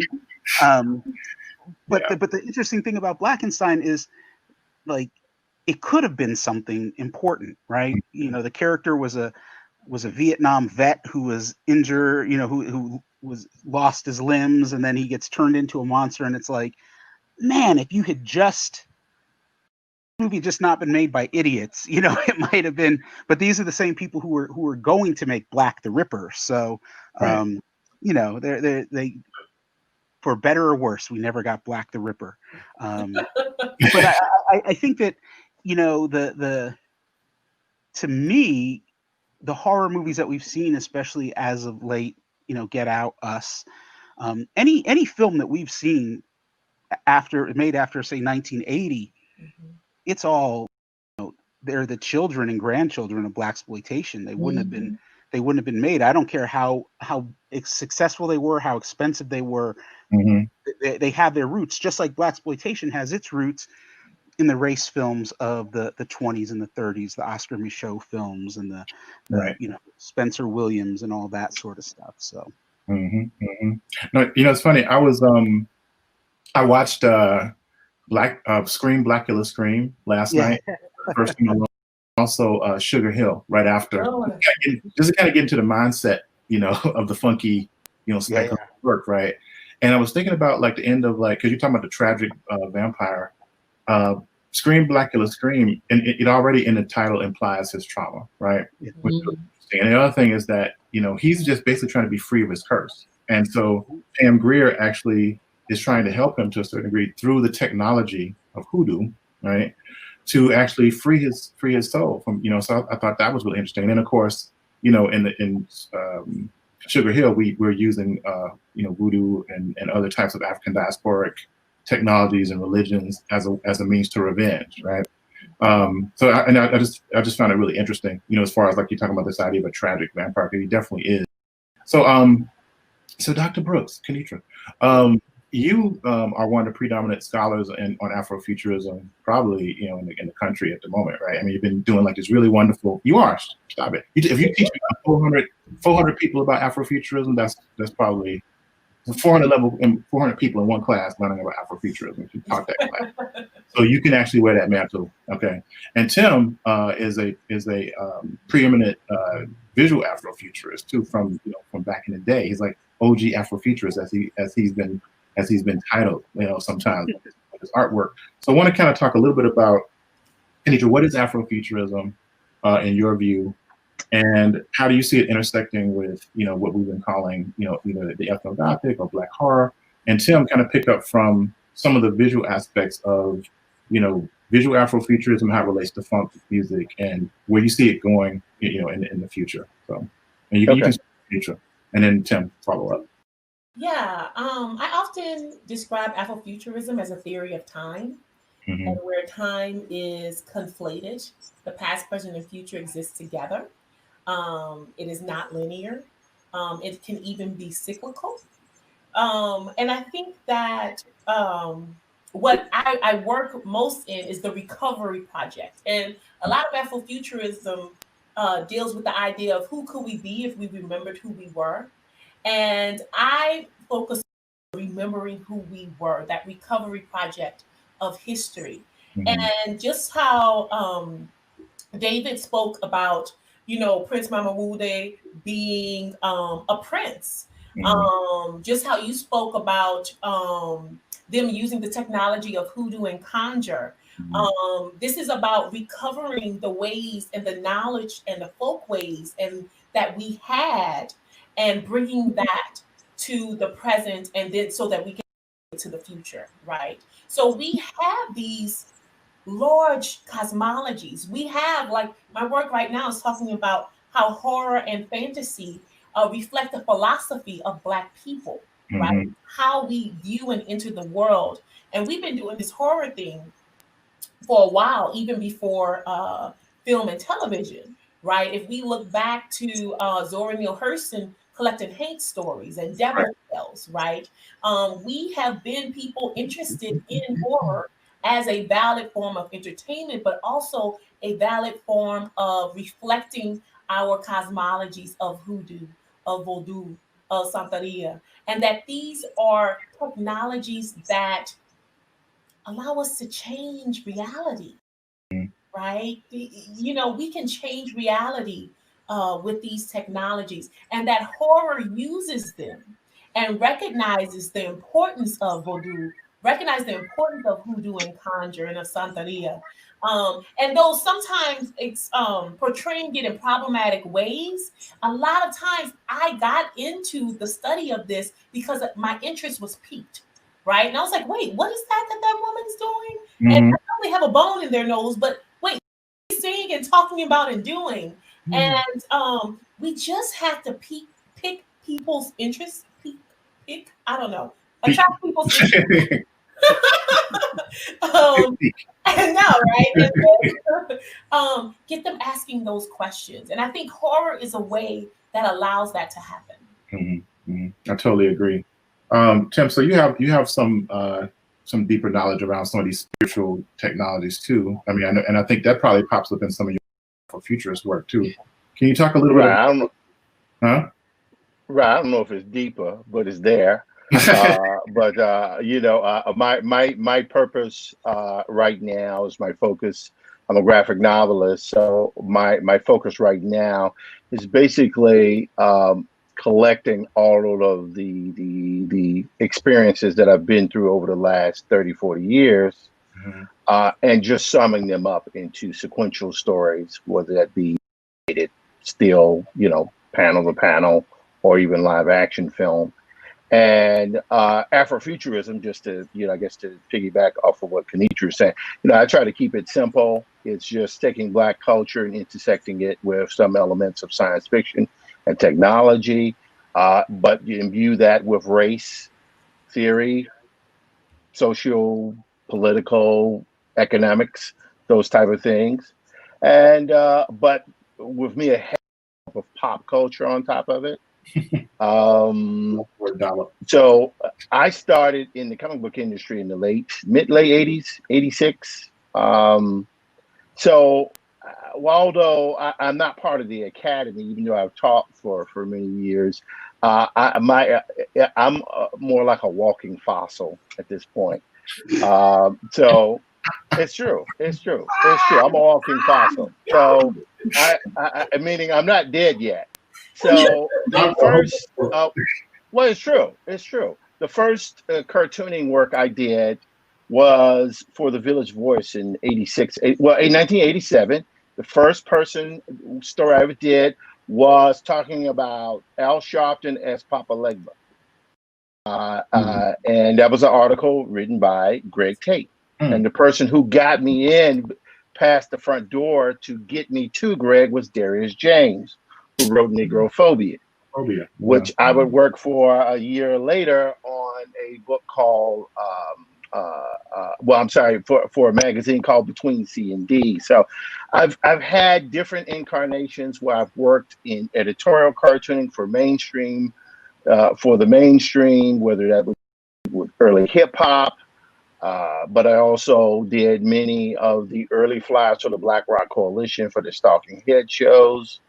I remember Cassandra Wilson and Greg Osby and Steve Coleman and all those folks with M-Base. So a lot of the stuff I was doing visually intersected with music. So I was not only doing that editorially, but I was also doing it within my work. And that would go into a project that I conceived of, Black Metropolis.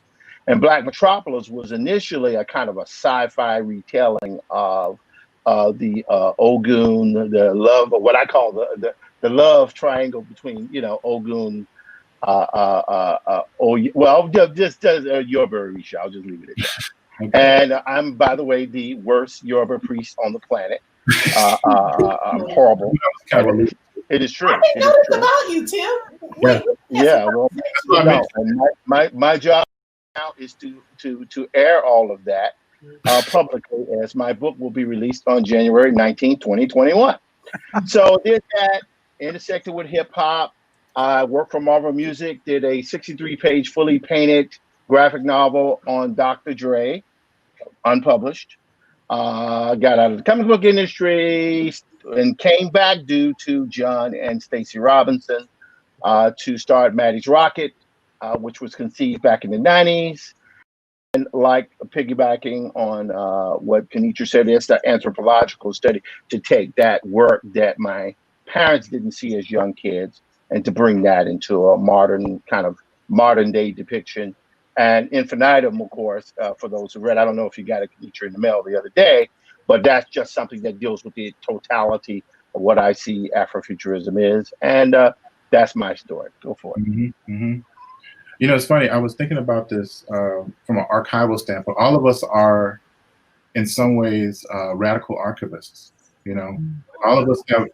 Yeah, it's like a radical archiving that's happening of Black culture. Like all of us. You know, I was just looking at the people on the, you know, in this panel, by documentation, by I work with the science fiction at University of California, Riverside. We have the Eaton Archive here. You know, criticism, collection, pedagogy, all these different types of like studying the particular culture to save it for future generations. I mean, that's definitely like a really powerful through line. You know, even Infinitum by itself is like it's a visual archive of like Black speculative culture and also, Black history. Thank you. And you know, so all of us are involved in that. You know, and I call it like a radical kind of project. So. And it just dawned on me, when you said that. So I want to get back to this idea of the intersections between Afrofuturism, which is dealing with like, the cyborg prosthetic technology, like you said, sociopolitical ideas, and Black horror. What are the intersections between those two things? Because they're definitely related in some way. And maybe it depends. Like for instance, you look at something like Octavia Butler's Kindred, right? Which is a time travel story that doesn't involve a time machine. Called I made up a big word for it. Deniochronosomatic travel is what I call it. That's a big word. Yeah. I'm sorry. It's just what it is. If you think about it, wait, listen, let me explain. I don't know what that is. That's the thing. No one knows what it is, David. That's the point. No, it's a neologism. Anyway. So denia means pain. Chrono, of course, means time, and somatic deals with the body. And a lot of times, so deniochronosomatic travel. So if you look at stuff like Captain Blackman, by John Williamson, where it's a time travel story about this gentleman who's wounded, who's jumping into different bodies. It's my homeboy from Mississippi. You look at something like the Mark Twain story, where a guy gets it's called The Confederate Yankee in King Arthur's Court. I think he's hit by a cart or something, or he's injured, or so he has a head wound or something, and he wakes up in King Arthur's Court. Or if you look at Kindred, of course, which is dealing a great deal, or if you look at, say, that episode of Star Trek Deep Space Nine, where you have like Avery Brooks's character who's going through kind of it's called Far Beyond the Stars, where he actually imagines himself as a science fiction writer in the past. There's these different types of like the energy for the time travel is generated through like a type of pain, and I always found but Kindred to me is a horror story. And we got a Bram Stoker Award for the adaptation of it. It's a horror story, but it also has these other tropes in it that kind of become like science fictional. So I guess I kind of unpack a little bit more, anybody, about like the connections between what we look as like futuristic, fantasy, and also these kind of like traumas that could only be called horror from an affective kind of like standpoint. That makes sense. Does that make sense? I'm making sense, right? Okay, never mind. I'm gonna stop. I just love so much what Kenitra Brooks said. Who could we be if we remembered who we were? Oh. And this is a thread to me that just is the engine for my personal work as a horror creator. It is about preserving the history. The answer to the mystery is always in the history. In a lot of what I write, it's just you have to know what came before. You have to know what Grandma Marie did. You have to undo it. You have to learn it.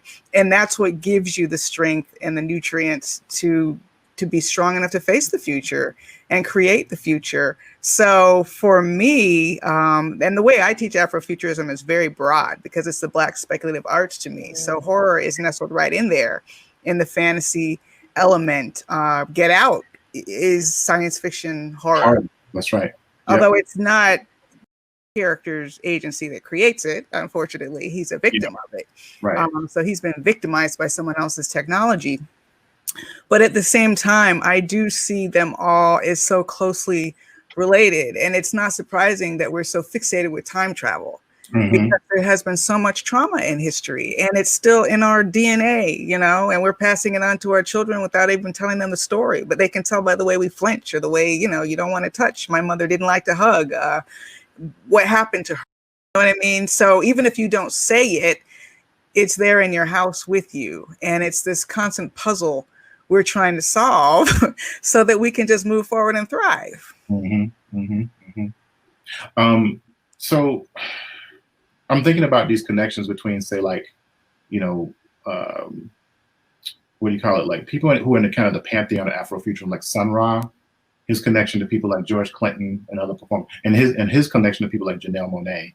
And when I think about like the dual sides of the Black speculative, you have these really, really forward-thinking, you know, over-the-top, you know, celebratory, joyous representations. You also have these more like things that are coming from like these darker, rooted spaces that are dealing with the Gothic and dealing with like, you know, I guess what Summer will call the Astro and the Black. You know, because you have the song Astro Black, you know, and the Astro is almost to me like the metaphysical, you know, outside the box thinking about. That's where the funk, I think, is kind of comes in, right? It's almost like the funk is like the source code, you know, for the universe to a certain degree. Then you also have the Black, which is dealing with the murky technology that we've always been dealing with, which is race. You know, I mean, race is a technology to a certain degree. Why do you think that there's such a interest in horror now, though, and about Black speculative culture now in this moment? Because we've had a massive resurgence of interest in Afrofuturism, Black speculative culture, fantasy. I mean, if you have a story about a Black elf in outer space, you might get it picked up on Netflix. You know what I'm saying? You better hurry or somebody else is going to beat you. I know, right? Yes. So what do you think about that? I mean, because all of you have, I mean, Kenitra, like, been nominated twice for like Bram Stoker for her research and also for her editing. Tananarive is like amazing. Is like almost like just a legend in like, you know, in horror. You know, Tim has been doing like, I mean, he has a book with HarperCollins on Afrofuturism. And this dude, David, is an Eisner Award-winning comic book creator, and his comics have been picked up for development for a film, you know, and Ryan Coogler is a producer on it. So it's like something's jumping off. What do y'all think that is, though? I guess. Sorry, you're super famous and awesome, and you're not. So I'm gonna. Although my background is not as scholarly as the rest of you, I think we have just grown into wanting to see something other than the slave movie. And I think people's appetite for film has just changed over the last, let's say 10, 15, if not 20 years. And although the films from the 70s is very nostalgic for a large portion of us, baby boomers and Gen X and whomever else might find them interesting, I think our appetite for film has just changed. And I think, you know,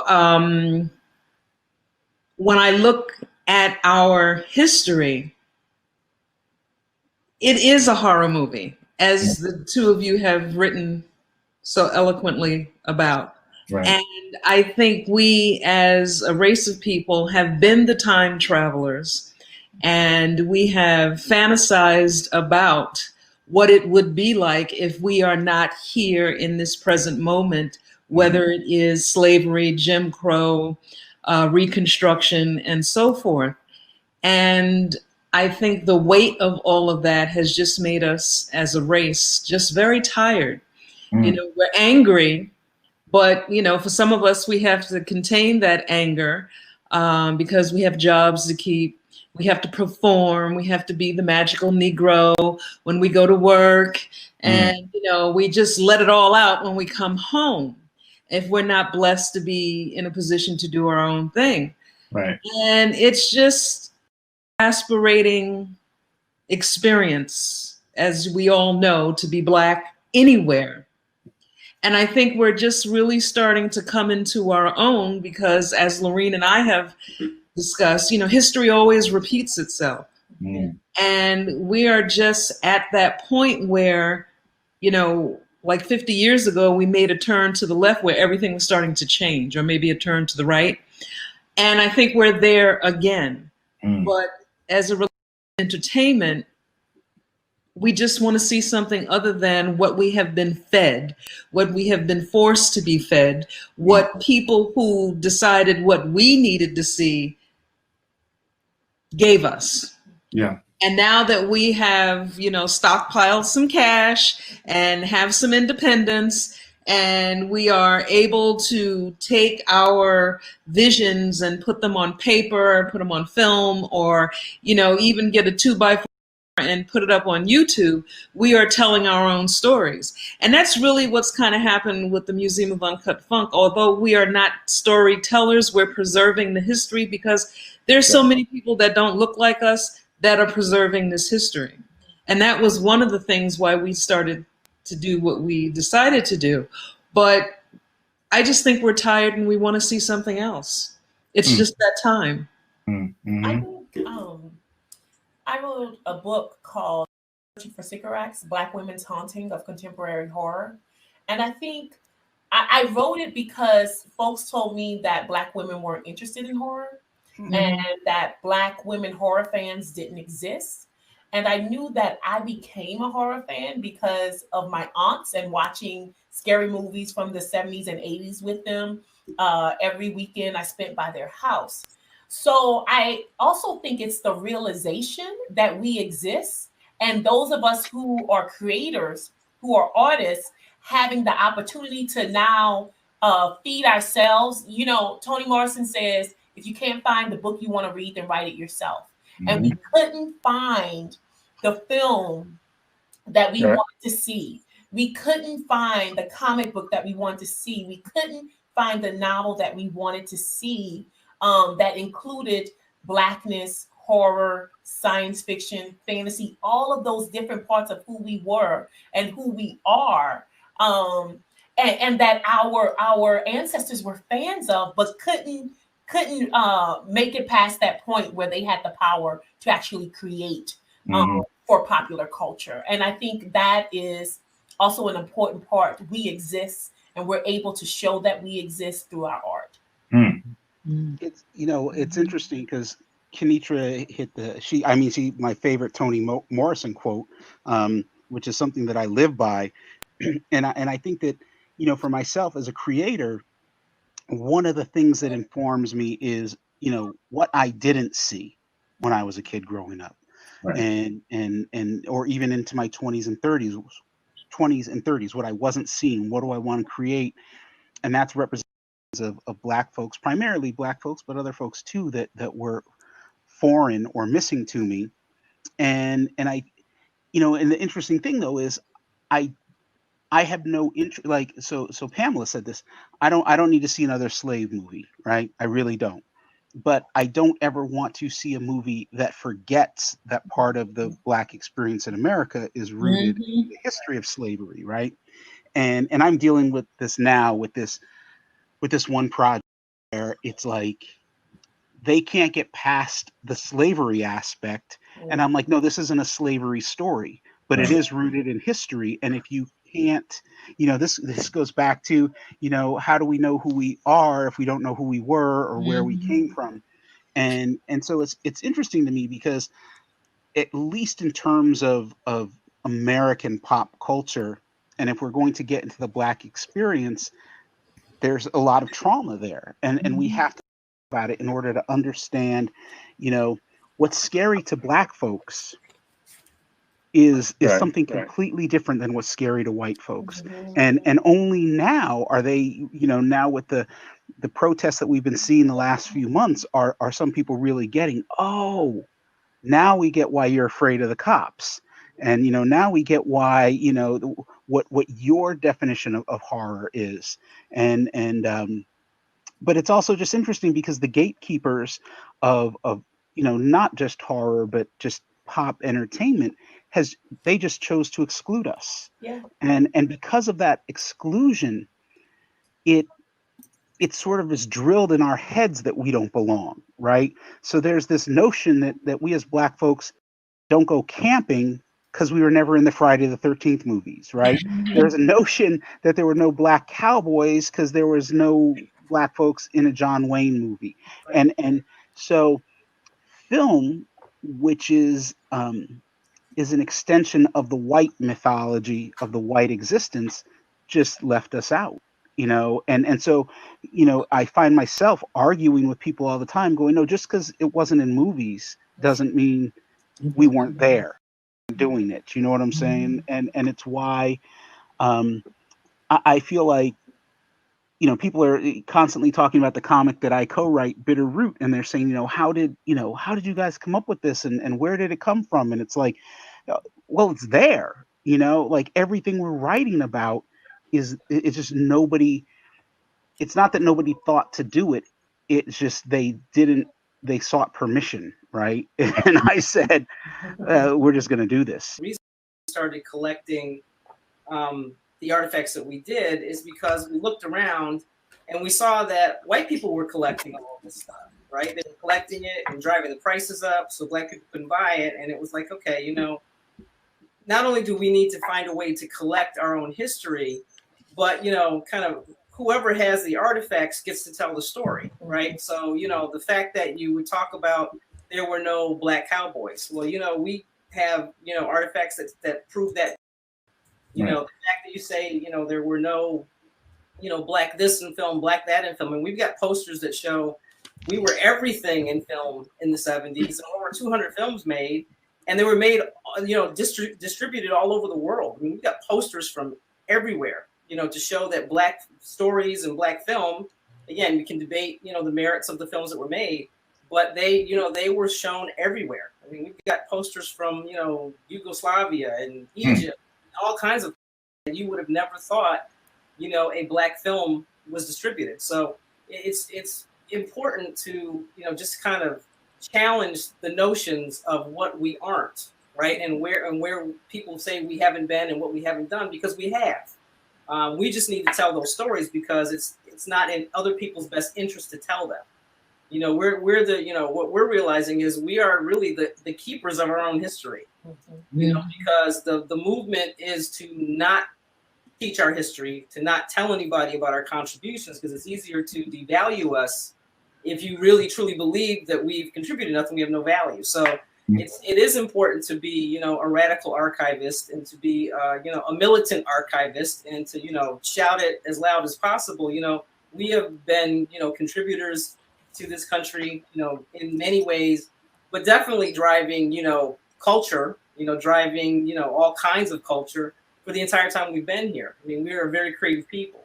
We've driven every genre of music, since we were brought here. So, it really is important, what everybody is doing to just continue to, to beat back all of these, stereotypes and notions that, we don't places, that we haven't been in places, when we really have been everywhere. We belong everywhere. We've contributed everywhere. And, we've got the, the artifacts to prove it. We've got the, the history to prove it. And it's, it's just particularly today, when there is really a concerted effort to try to, erase, our history and whitewash, our story. Right. That, we don't forget about slavery, but that we actually tell the story, so that the important parts are told, not just old tired things that you see over and over again. That's right. That's right. One of my biggest regrets is that I never had this conversation with my mother, because like Kenitra, and I think like you, John, it was women, who brought horror to me. This love for Black women, had this love for horror. And I never got a chance to ask her why she thought it was. So I have my own theory that it's directly related to her trauma.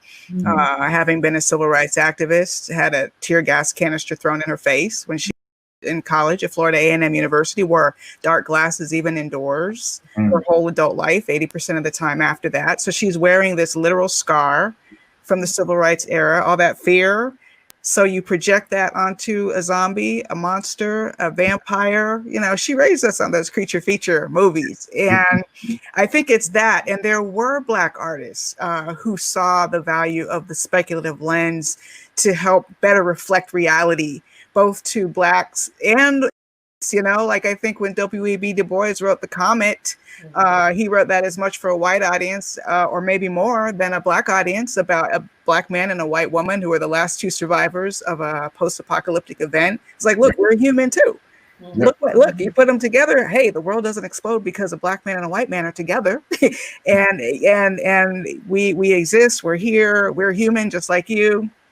Just that plea. You know, I mentioned Spencer Williams, and you had Bill Gunn with Ganja and Hess, and Eve's Bayou. I mean, we had the artists. We had the artists trying to put forward the work. Yeah.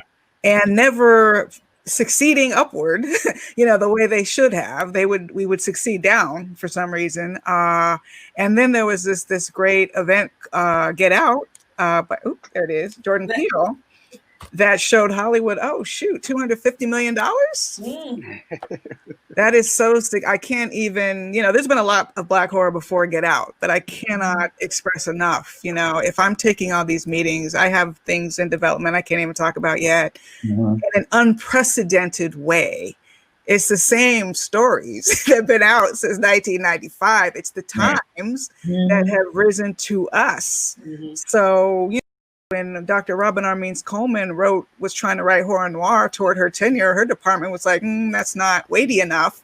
But she has opened the door for so many other scholars now to write about Black speculative arts in a way that is treated with respect. That the times are definitely changing, and I would say probably in great part because of the work that those people before us have been doing.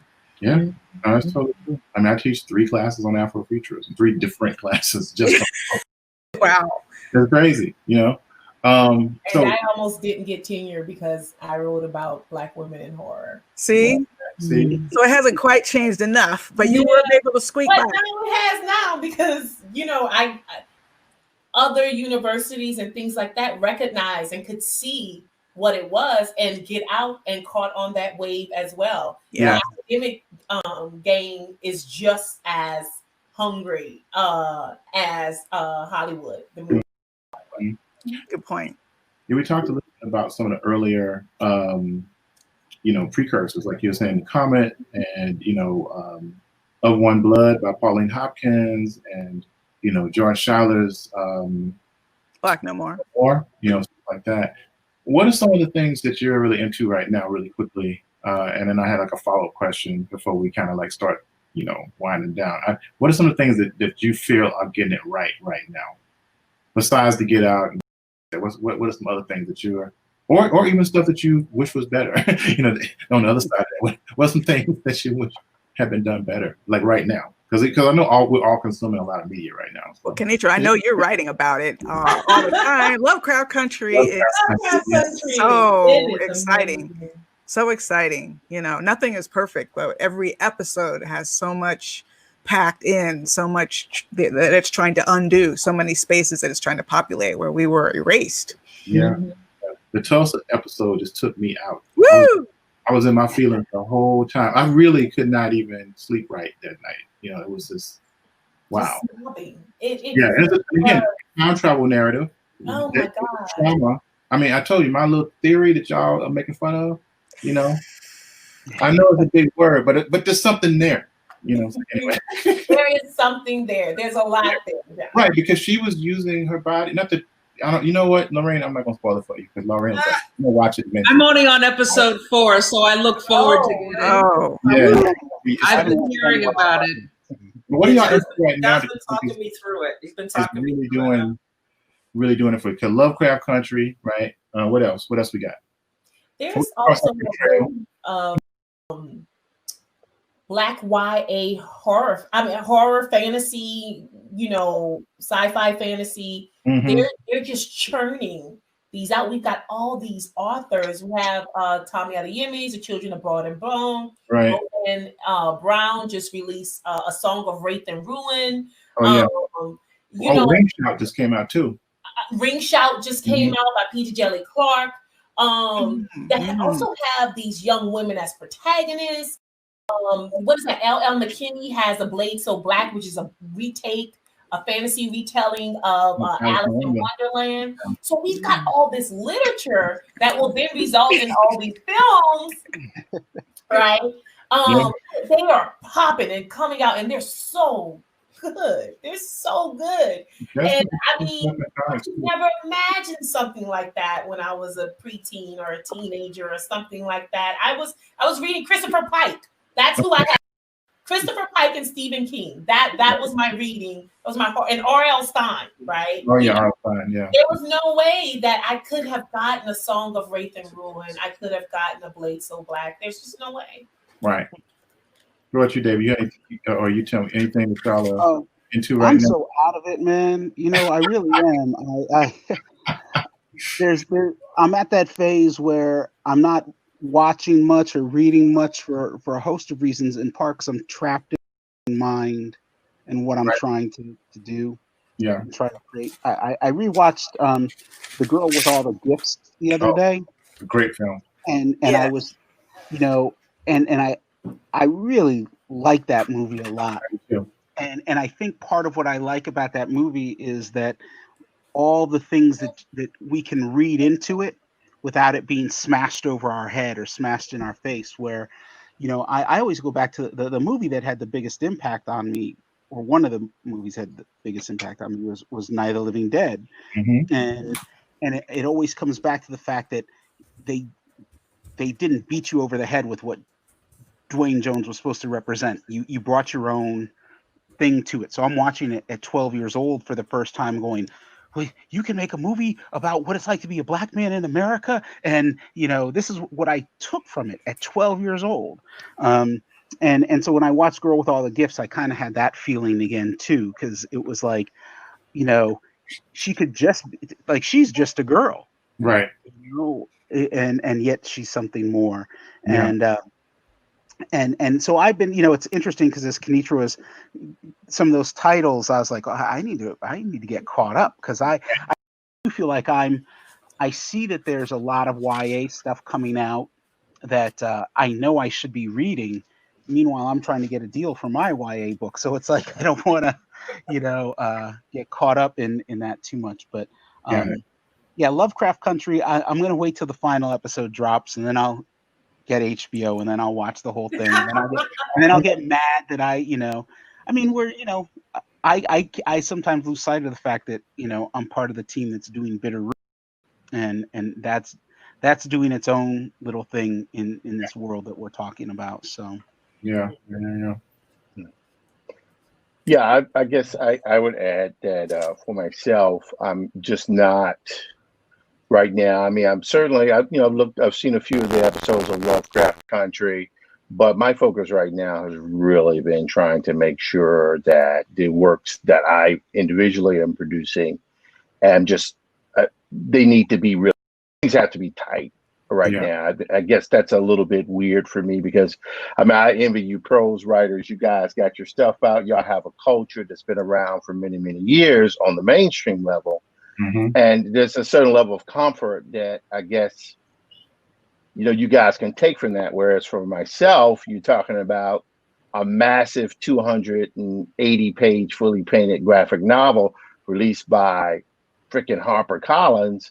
It's like, oh God, I could destroy the industry before it could be stillborn. You know? So I'm like, oh my God, what am I gonna do? So that's what my focus is right now. Right now, I remember listening to an interview with Jeffrey Osborne, the soul singer, and they were talking about how is it that he found his voice. He said there was a point where he stopped listening to other people, and he only listened to himself. And that began for me a few years ago.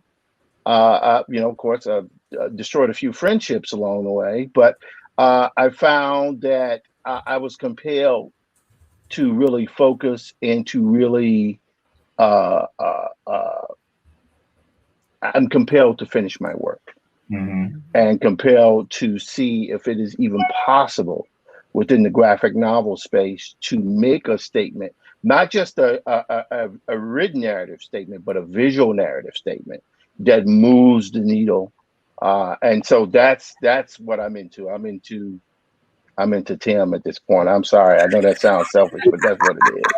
I'd be lying if I didn't say that. That's very honest. Actually, I think that the last question I was going to pose is probably a little dark. So I want to keep it funky, and I want to talk about the future. So what coming up on we're coming up on the end of this, and I wanted to make sure that people talked about things that they're working on right now, if you can, because some things are super secret. Like tonight, we've got a lot of stuff in it, probably going on right now, and and we have things that we can talk about. So, I'll be last, but obviously, the Museum of Uncut Funk has got some stuff going on. We can start with y'all and just kind of work around so we can, celebrate that in these scary times. This is coming out on October 31st, Halloween. We're living in some really terrifying times right now, but I want to keep it, let's keep it joyous about like our Black creativity moving forward. So what are y'all working on right now? Well, as we opened up with, we're relaunching, developing some new merchandise for our store, revamping that, working with you and a number of other people within the industry to create some products as it relates to some of our artifacts that we have, and starting a nonprofit and just really trying to get this ball rolling with the museum. Unfortunately, COVID has put a halt on all of our traveling exhibitions, so hopefully that will start back up in 2022. Because 2021, I think we're still all going to be sequestered in and dealing with this, and hopefully we'll have a president by then. Lorene, is there anything you want to add? Or I should say a new president by then. President, how about that? We're looking at some different things. I think, Pam mentioned that we're starting a nonprofit. We're seriously looking at building a physical museum one day, hopefully soon, to have a place where people can come and experience the 70s in a different way and celebrate the funk. So that's something that is high on our list. Because we really can't tour exhibitions, we are looking at what we can do with the things that we have in our collection to continue to educate people. A lot of the audience for our exhibitions were school-age children, a lot of school trips to the various museums that we're dealing with. So that is something that is missing right now. So we're looking at developing curriculum and creating educational games and things around aspects of our collection, and working with folks like John to bring some of the vintage comic properties that we have to life, to give kind of 2.0 versions of some of them, which is going to be very exciting. So there'll be new creative stories, coming from the Museum of Uncut Funk through our partnerships with various very talented Black creators in the future. So a lot of different things we're working on, a lot more which we'll talk about on the 31st during our kind of Meet the Founders event that we'll be doing virtually on that day. So certainly would love for everybody to come and check it out. We're going to kind of lay out our vision for what we're going to be doing in the future. But I actually do want to throw something in there before we close. I'm just curious as to how everybody got into kind of what they're doing, because I hear a lot of aunties and mamas, and it sounds like the women have kind of passed all of this creativity on from generation to generation. I'm not a huge horror fan. I'm trying. I'm working on it. I got through the first Lovecraft, and I need a little break, but I'm gonna pick it back up. I'm a funk girl, and just like David, I was a little too young to go to the movies. Mom wouldn't let me see all the R-rated movies, but she would let me go to see any concert I wanted to see. So that's how I got hooked on funk. Like I could go to all the concerts, but couldn't go see the movies. So that's how I got kind of hooked on P-Funk. Seeing the mothership come down was just a life-changing thing for me. So, and that was all due to my mom. I'm not sure she understood what she was doing at that time. definitely turned me out of the funk. So I'm just curious as to as you go around and talk about the future and what everybody's doing, just to step back into the past and just how did you become the brilliant folks that you become, but so focused on Afrofuturism and horror and really pioneering in this space. And I kind of talked to John about it. It's fascinating that something that is so rooted in Black culture, Black people have managed to own. A lot of times when we pioneer something, we don't own it, right? Other people co-opt it and they kind of take it in different directions. But this is an area where there's just a lot of Black brilliance, Black scholarship, and it's really something I think very special, particularly given the renaissance that's going on now and the fact that Black folks are out in front of it and leading it. Mm-hmm. So. Anybody want to? So how I got in it, I spoke about my aunts, and that's my father's side, but I'm born and raised in New Orleans, Louisiana. Mm-hmm. And on my mother's side, I found out that my great-grandmother was a conjure woman. And I come from 10 plus generations of healers. And so that is where my interest in conjure and hoodoo come from. I am currently working on a project that looks at conjure women as philosophers, as cosmologists, as world builders, right? And also look at how that influences Black women fantasy writers like N.K. Jemisin and Nydia Okorafor and Nalo Hopkinson. I just had an essay called The Dead Still Crave Dessert, published in Gravy Magazine. And it's a short story, it's a short essay about me baking a pound cake for my grandmother, who's an ancestor. And talks about my relationship with the dead in my family, and that tradition on my mother's side of the family coming from southeastern Louisiana. I'm also writing Lovecraft Country recaps, dive-ins, and I'm going to teach next semester a Lovecraft Country course. It needs its own course. Yeah. I already have my lectures. I mean, really, it's like, planned out, and my reading list and everything else. So I'm going to teach the course, following in the path of my Beyonce, my Lemonade course. Might as well keep it going. So that's what I'm working on, and that's how I got into horror and conjure and root work, and I'm a practitioner as well as a theorist. You're not going to mention the other project? You can mention it. I mean, you said it. Can I? Yeah, go ahead. Okay. I am adapting. I didn't know, but he might. You know what? They don't stop us. I am adapting N.K. Jemison's Red Dirt Witch into a graphic novel with Ashley Woods as the illustrator. And I'm so excited because it's basically a conjure woman against like Fae, right? The Fae from Ireland, and it's like the meeting of like Black folk magic versus Irish folk magic, and it's so awesome, and it's all up my Can I get to edit it? My erogenous zone. Are we supposed to, can we say that? Anyway, never mind. This is adult programming. So, David, what are you working on right now that you can talk about? Stuff that that's coming out, or Well, I'm still working. How did you get started? How did you come to this? Because that's a loaded question. All right, so that's actually good, because how I came to this is also something I'm working on now. I'm continuing to work on Bitterroot with Sanford Green and Chuck Brown, working on the third arc right now, and have no idea what's going on with the film other than that they're still moving forward with it. And then I have in January coming out a new nonfiction graphic novel, which is on the history of the Black Panther Party.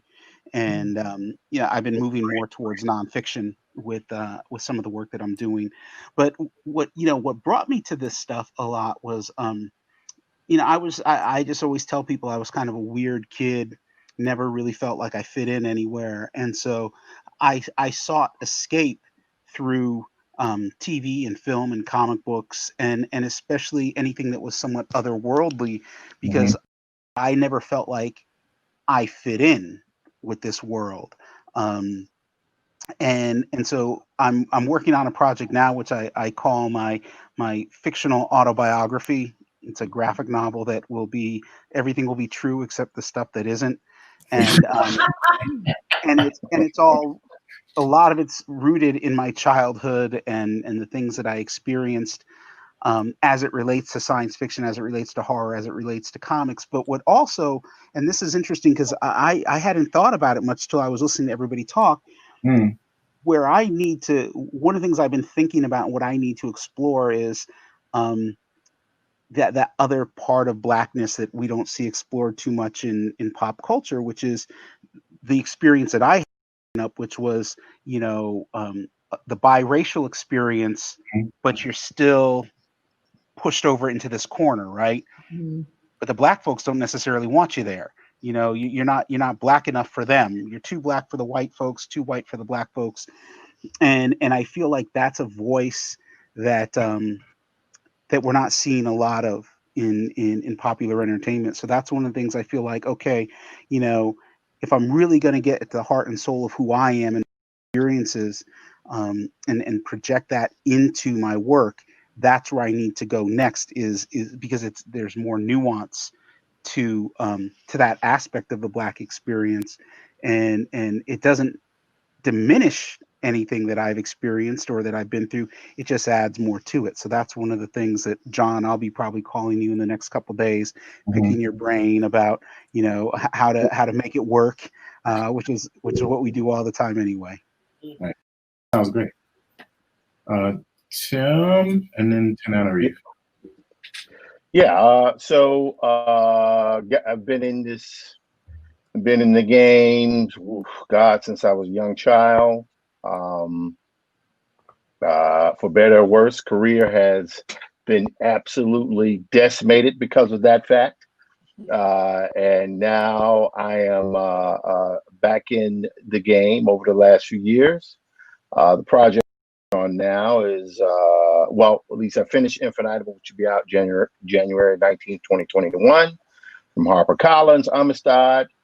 Working on High John Conqueror, which is a freakish blend of the works of Edgar Rice Burroughs, Robert E. Howard, blended with a little bit of Walt Disney and Peter Pan. And also romance novels, which I have a fascination with trying to do that. And also bringing Maddie's Rocket to a close in trilogy form. That's where my focus is right now at this moment. And I hope to be able to turn in I've done the book 1, book 2 treatments, and now I'm working on the final treatment for book 3. And hopefully that will get picked up soon, and I can get back to work on that full time. Let's see, what else am I doing? Black Metropolis, which will be my memoirs. I've been trying to get it done, and I hope to be able to really focus on that. And that'll just be all of the work that I've done over the last 40 years, integrated with new, comic adaptations of my life, interspersed throughout. And finally, I'm looking forward to doing 10 years worth of work in 5 years. And that's my goal. Dude, that's what we're all doing. Yeah, every day. Every day. So, so many blessings. It's the weirdest mismatch. Dumpster in the outside world, and just blessings raining. In terms of the exposure of my work in particular. In my 5th career now, I'm trying to get into film and TV and adaptation. Steve and I wrote a script called The Keeper that we actually have a production company shopping, so fingers crossed. But it's coming out as a graphic novel with John editing and Marco Finnegan doing the illustrations. So it will have its own life, Hollywood or no Hollywood. But beyond I guess I'm the most excited that I finished a novel over quarantine. You know, fear of death will really motivate you sometimes. So after 7 years, I finished my novel, which is called The Reformatory, which is about a haunted juvenile prison, basically. And the same one, the Dozier School for Boys, that Colson Whitehead wrote about in Nickel Boys. And I'm so glad there were no ghosts in his, because I got lucky. He did magical realism for Underground Railroad. So when I heard about the Nickel Boys, I was like, oh no. But I'll just have faith they're very different. And just as an indication of the weird times we're living in, I have not yet sold this book, but I'm already in the process of optioning it. So it's just to develop it as a limited series. And I don't mind talking about it because part of the deal is they're going to announce it. So, because so often nobody wants to announce anything. You know, you like 2 years later, it's like, oh, by the way. But yeah, they're going to announce optioning that. And I'm working on options that are either complete or in the process of getting complete for my novel, The Between, which is The Good House. I'm missing something, honestly. I mean, just it's been amazing. It's like a dream, you know. So I'm not silly enough to think it'll last forever. So we're trying to get in while the getting's good, you know. We even were called in to interview to write Bitterroot. I never, you know, Steve and I were. So that we were even in the rotation of writers they would bring in. Hollywooding from, you know, nowhere near Hollywood at my stage of life is so unusual. So it's a very interesting time. Yeah. I want to close out really quick because, you know, the two books that were mentioned, The Keeper and Red Dirt Witch, are on a new imprint that I founded through Abrams Comic Arts called Megascope. Our first book comes out in January, as does Tim's. It's called After the Rain. It's a Nnedi Okorafor short story adaptation that I did with David Brain. And I did the colors and the adaptation on. We just dropped, me and my friend Stuart Jaffe and Garrett Gainey just put out a one-issue piece called Blues Man through Peep Game Comics. PeepGameComics.com is a Black-owned digital distribution, comics distribution company. We're finally getting ready to put out the trade paperback for thank you, David, for the and Tenary for the blurbs. Thank you very much. And and right now me and my friend Stacey Robinson and Alvin Ball. You know, I'm editing a short primer for about the Tulsa Race Massacre for the next couple. And it's looking great. I've seen the pages looking great. Yeah, the pages are killer. So so it's due Thursday though. So wish us luck. So so that's it. So I guess I really want to thank y'all for this. I know that time is precious, but it's also so good to see everyone, and also, you know, to keep each other, working and thinking about these really serious issues, but also to kind of like always remember that, you know, the funk is there, and the Black joy is also it's a radical notion. Black joy is a radical notion. We have to keep our spirits up. Right. So thank y'all so much for doing this. I mean, you are just a blessing. I was taking notes. It's so much stuff, right? So this was Afro Futuristic Fright Night Funkstication. So thank y'all for funksticating with us, and thank you Uncut Funk for hosting this, and you know, thank you for all the work that we all do as archivists. And you know, I wish you peace and love, and thank you for the funk. Of course.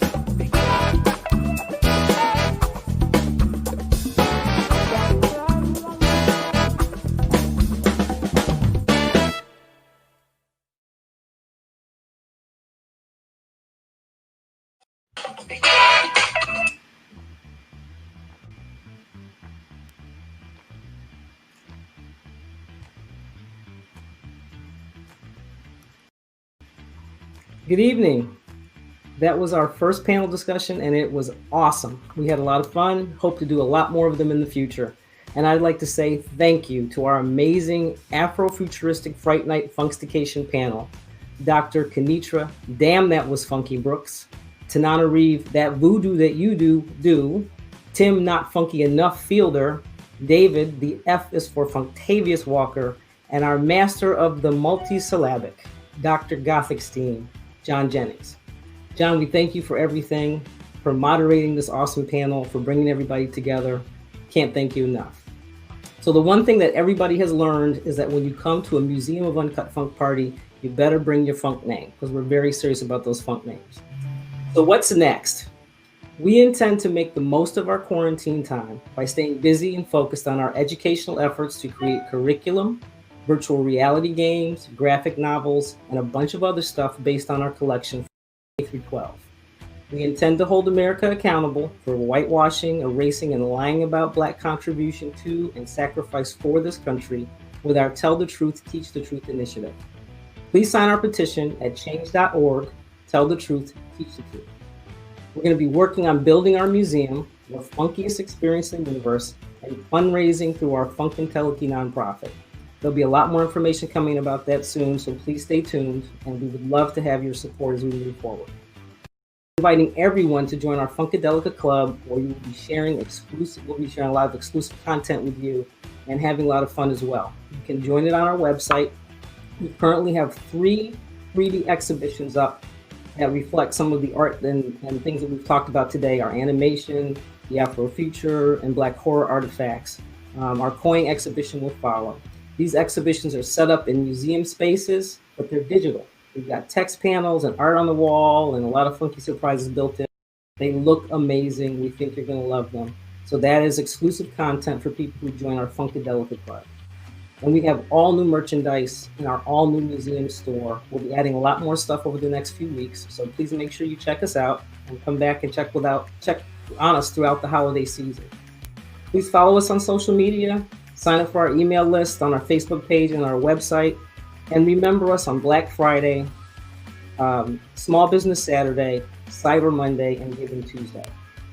And we also want to thank Rock Crawford from World Owned for all of his work on giving us such a great new look. We want to thank Aaron Grizel and Colette Rogers-Grizel. Thank you for your loving push to get us going and your support in getting us here today. We appreciate you both.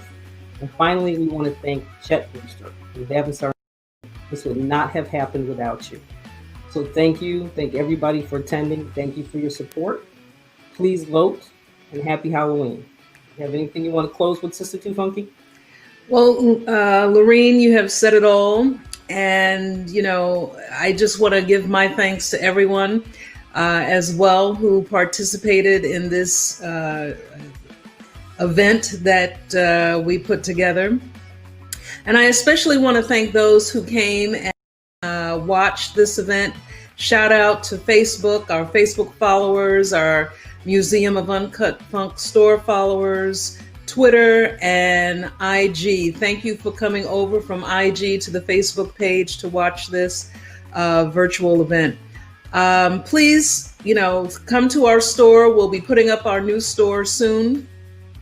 And we have some really, really nice, funky, and banging merchandise that has been created and put together, or I should say that has been curated and put together for our followers and our members. Thank you again. We could not have done this without the help of all of those that Lorene has mentioned. And we are very excited for what the future holds for us and the Museum of Uncut Funk. And look out, Newark. We're coming. I hope you're ready for us. Thank you again, and have a great night. Happy Halloween. Good night. Happy Halloween. Peace.